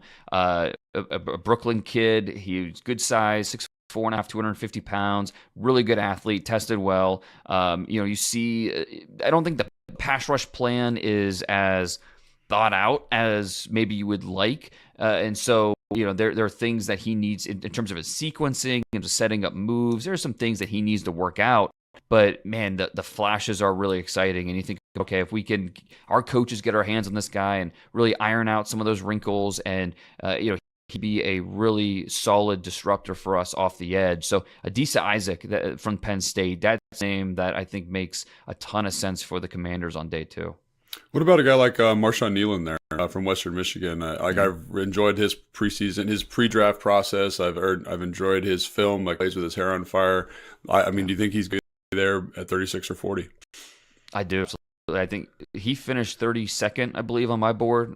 Guy really? That if he went in the first, I wouldn't be shocked. Because every year we have 27, 28 guys that we know are going first round. And it's just that last 5 that we have to figure out. Yeah, and right. Sometimes we have surprise.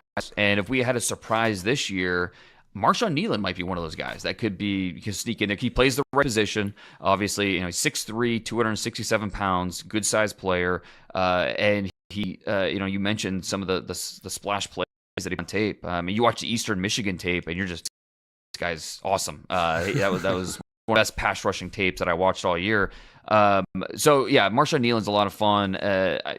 Probably more likely he goes in the second round. That's the best chance. And so I think, he should be right there in that mix to be off the board in the top 40 picks. Because, again, I think this pass rusher position it falls off. It's there are some good pass rushers this year. You think about Dallas Turner and Jared Verse and Liatu Latu, Chop Robinson. But after that, it really does fall off a little bit. And it's like, well, if you don't get your guy early, you're probably not going to be happy with the guys that are left for you around later. So Marshawn Kneeland, you take him top 40. I don't think anyone's looking at that and saying, oh, yeah, that's a reach. No, that's a good player you're adding to the mix. Well, quick question. So obviously it does fall off a little bit, but are there any guys later rounds at edge that you're like, man, this guy has some traits. This guy could get some stuff done. I think about Kamara from Colorado State, maybe in the third round there is some pass rush value. Is there anybody else that you're like, this is a guy that maybe, has like a situational role to start, but could develop into something more? Jonah Ellis from Utah. Look at that's you. The guy. Yeah, he's a good player, and obviously he's got the bloodlines. His dad, Luther, former first-round pick, played in the league for a decade. Jonah's been kind of out of sight, out of mind because he had the shoulder injury late in the year in November, and so no Senior Bowl. He was invited he went to the Shrine Bowl, but wasn't able to participate. No combine. He had a very late pro day and he blew it up. He had a 6.69 three cone at 243 pounds. So that's the question is, okay, 6'2", 243 pounds, a little bit undersized. You worry about some of the stuff in the run game, but you project him with that burst, with that upfield motor. You project him as kind of that sub-package player who to start, and then hopefully over the course of the next 2 years, he's working himself into a starting role at that edge rusher position. I think the realistic high-end projection for him is maybe like an Alex Highsmith with the Steelers. But again, I think that's probably high-end. That's the most optimistic look at a guy like Jonah Ellis. But at the very least, he's going to be a productive sub-package role type of pass rusher. So yeah, he makes sense. More small school guy, Jalix Hunt from Houston Christian. 6'4", 250. He a former safety at Cornell, transfers to Houston Christian. I mean, awesome story. And an awesome kid. I mean, he works at this. He wants to be great. You love the mentality. Very coachable. He has the body type he's going to continue to grow into, and he's a really good athlete. So somewhere in that third, fourth round, I think we'll see Hunt come off the board as a more of an investment than right out of the box going to be making plays. But 3 years from now, I think a team will be pretty happy they invested in a guy like this. That's the kind of thing, too, with Dan Quinn and the staff that he brought in. You're like, yeah, you make investments, Dan Quinn. Your track record's pretty good in terms of the ROI.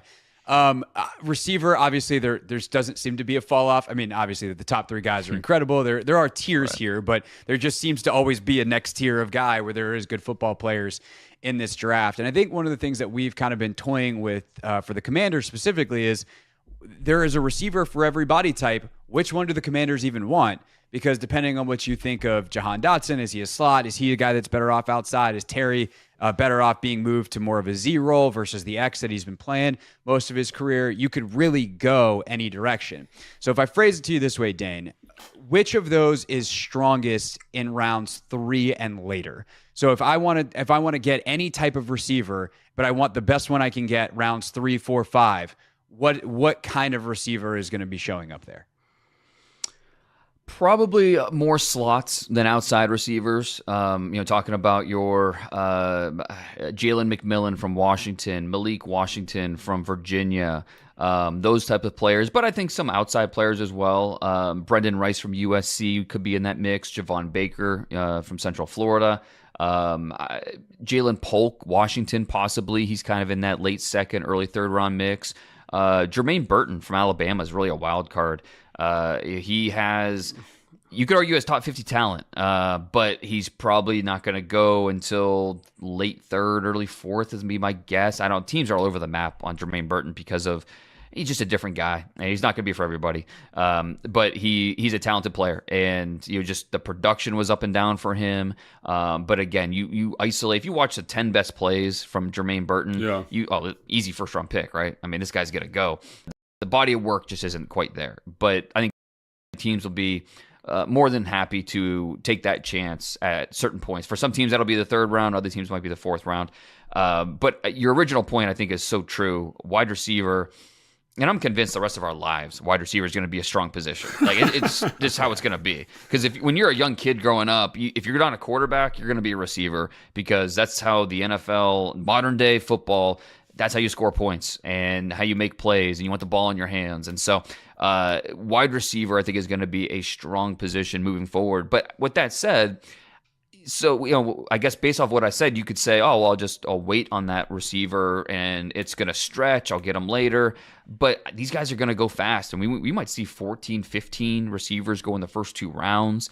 We're going to see plenty in the top 100. So while I do think you could feel comfortable waiting to the 3rd round, 4th round, and still getting a guy that you like, you don't want to put off too long because these guys are going to fly off the board. So I got 2 questions. One, I know our fans are really excited about Johnny Wilson. Obviously, the measurables are insane. I think the route running nuance for a guy that size is pretty good. And he feels like a guy that could maybe project to like an outside receiver at some point in his career after a developmental period in the slot. What are your thoughts on him? And then 5th wide receiver, because I've been having many struggles at night trying to classify that 5th spot. So I want to get your thoughts on that. Yeah, Wilson's so unique because he's so like his pro day, he was 6'6", 236 pounds. How many receivers do we have in the NFL today that are that size at the receiver position? We just there's not many guys like that, and so that's why for some teams he's a tight end on their draft board. That's how he is stacked on their board itself, and that's how they envision using him. Just because we don't see many guys that have these measurables, but at the same time, he tested like a wide receiver. He moves like a wide receiver. I don't think he's not elusive or anything like that, but something about his route running that kind of bugged me was how loose he is as a route runner. So he's so long with his arms and his legs that they're kind of all over the place, and he has quick feet, so he can settle down, break off routes. He can create these little pockets of separation. He just needs to be a little bit more consistent there. He has obviously a huge catching radius with an 84-inch wingspan, but not always consistent finishing that ball. Like this past year, every year of his career, he had more drops than touchdown catches. And that's always a red flag for me. Okay, you have this size, you're over 6'6", you're 235 pounds. Why weren't you more of a red zone presence? And sometimes it's just the offense, and they once you get inside the 10, they're just running the ball, or they're doing this or doing that. So it's not always on him, but just it's always to me. Why did you have more drops than every single year of your 4-year career in college? So I do like Johnny Wilson as much as maybe some other people. I don't see him as a pick, but I can understand if a team looks at these guys, a guy built like this, with 10-inch hands, over 35-inch arms, 4.52 40-yard dash. Guys aren't walking down the street, so we're going to take our chance with. I can understand why some team would come to that conclusion. For me, at 5th receiver, I'm going with Conkey just because I think of it this way. If I'm a defensive coordinator, don't I want to see on the other team? Who do I want to prepare for?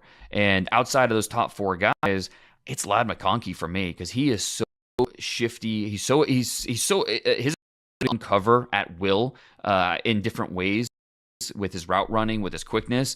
It would just give me fits as a defensive coordinator, trying to prepare for that, trying to stop that. Now, I do worry about the size. He's under 6 foot, under 185 pounds, missed a good chunk of this past season with a back injury and ankle injury. That's the biggest worry I have with him. So the doctors, the trainers, they come into play with this evaluation. If I'm in the war room with my team and we're presenting the player to the room, we're watching film, trainer's coming in and he's going through what's going on with him physically with his body, and we have to make a decision there. But if you told me he's going to average 15, 16 starts a year for me over the life of his rookie contract, I'd have no trouble taking Ladd McConkey in the first round and feeling really good about what he's going to bring to my offense. Feels like we just got started, Dan, and yet our time is up. This is the nature of this. There's just so many guys, so many positions, and especially with the Commanders having 6 picks in the top 100. There's so many guys to talk about. But luckily, we have the Beast that we can go read for much more information from you.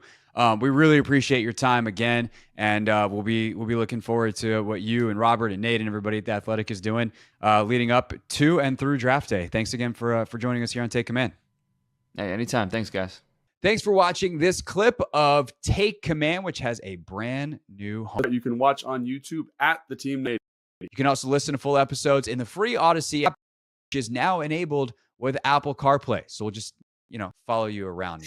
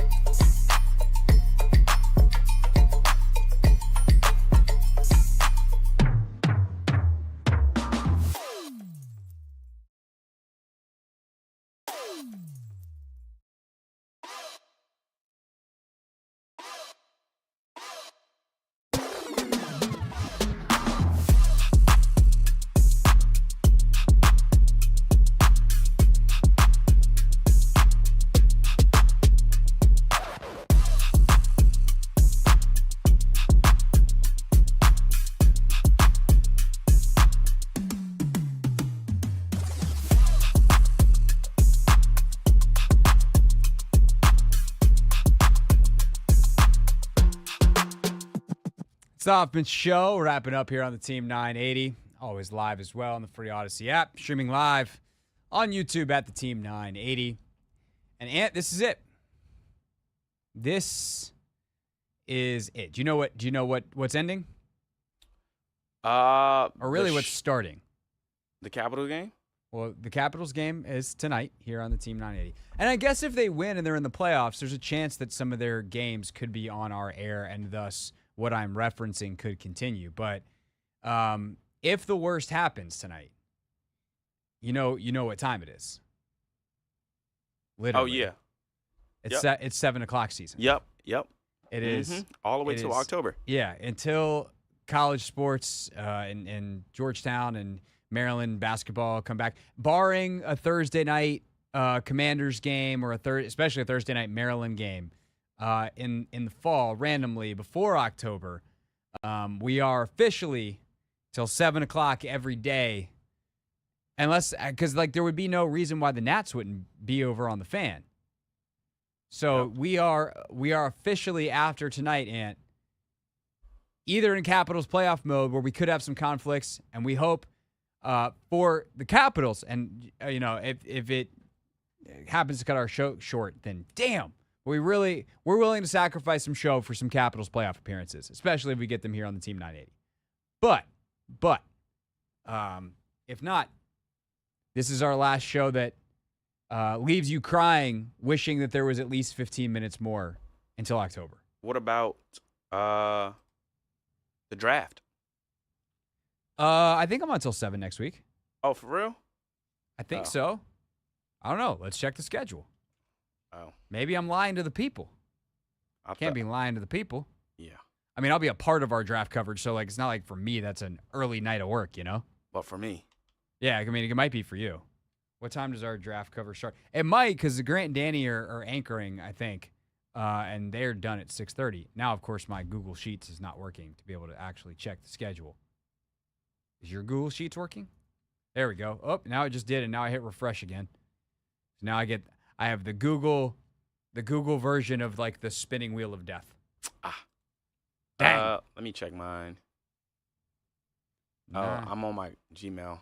It's gonna be a lot. Oh, here we go. Let's see. I think I got it. Next week, the schedule is not finalized. Stay tuned to your local listings for details. Nope, it starts at 7. Nice. Both nights, by the way. Friday night, Grant and Danny anchoring on Thursday. And then we got Sheehan anchoring Friday night. Dang. Brought out the big guns. Okay. Sheehan and Denton on Friday night. I'll probably wind up joining both days. I'm sure whoever's ever doing the show, the draft show on Saturday will have me on too. It's the nature of being the football podcast host for the station cluster. Mm-hmm. Know a lot about a lot of dudes. I've just continuously been trying to get through the Jaden Daniels all throws reel. Have you been through the Jaden Daniels all sacked reel? I have. I saw that on Twitter earlier today. And I will say, it's not like there's not a lot on there that's concerning. There's like 4 or 5 plays maybe where you're like, oh, his size came into factor there. Like a lot of them, because they have the Sky Cam. ESPN, which broadcasts most of his games, had Sky Cam. And so it's not quite all 22, but you kind of get to see what happened on the line, and you can see down the field mostly. Like it's a version of all 22. And like a lot of those, there's just like there's not somewhere he can go with the football, and his offensive line gets beat. It's not like he's like some of Drake May's sacks. You're like, you made that sack happen. Why did you drop back, fade to your left 4 yards, and screw your left tackle? Jaden Daniels doesn't do that. Now, there's other stuff that Drake May does that's great, and is an elevator. That's a deterrent for me, and it's one that I think has me leaning towards Daniels here late in the process. But I don't know, man. I thought Mark Ross was really interesting yesterday, but also the more I've thought about it, the more I don't know that I agree with him. Like, just because you're interesting doesn't mean you're right. Because he talked about how quarterbacks, they're always the best player on the field. There's never a doubt about those guys. And I just don't think that's true. Like, look at the best quarterbacks in the league right now. Mahomes, people definitely had doubts about. Josh Allen, people definitely had doubts about. No one really doubted Burrow, and that's everyone's favorite data point right now for a guy like Daniels, and I get it. But, again, Burrow had the best season ever in the history of college football, arguably. And Daniels didn't. Daniels was good. I like a lot of what I would take Jaden Daniels right now. I don't feel good about any of it. Just questions. I guess I get queasy when people are confident. This is such a and it actually goes to exactly what Alec Lewis wrote about, which is the people that do the best in the draft are the ones that are willing to say, I'm good at this, but being good at this doesn't mean that I actually know what I'm doing. Yeah. Like, the best evaluators in the sport are still going to miss a lot. And the thing is with quarterback especially, it's not like even tackle where you draft one on a regular basis. Even if you're not looking for a franchise left tackle, like you draft tackles every other year. You draft most positions every year or every other year. Like you draft defensive backs literally every year in the NFL draft. So your determination and your process of what works and what doesn't, like you get a lot of chances at it. At quarterback, especially when you're drafting QB1, you don't get a lot of chances at that. You're lucky if you get 2. Because if you mess up the first one, you probably get fired.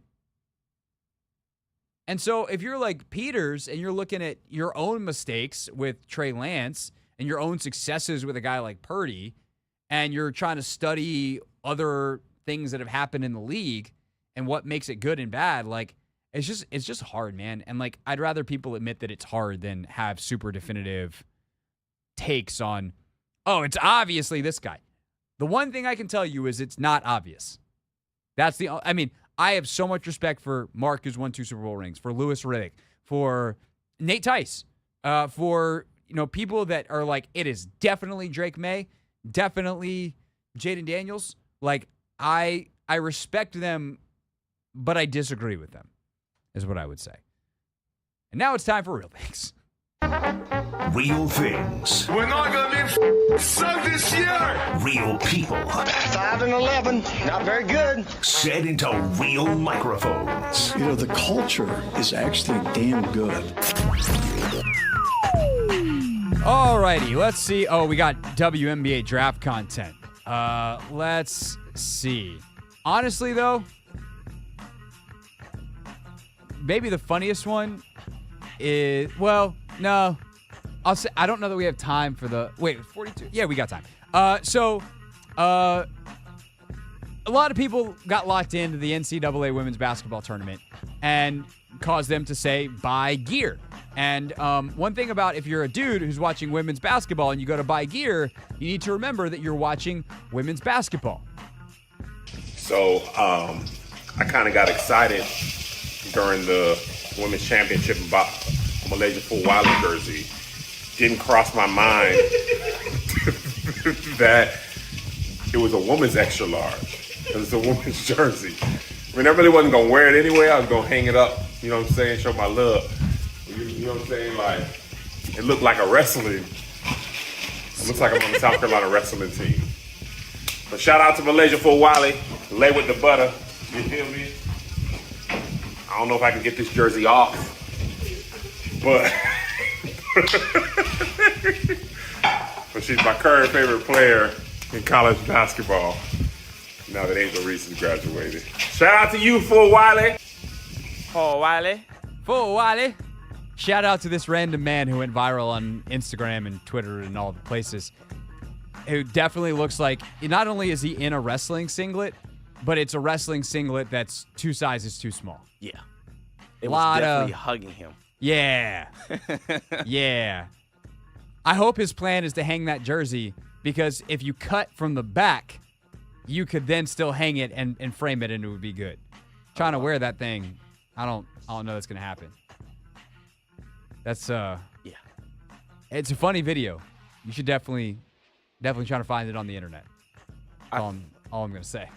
He managed to get it off, though. Oh, he did. We have a follow-up. Good reporting. He was struggling a little bit. It took him, some time, but, with determination and grit, you eventually got it done.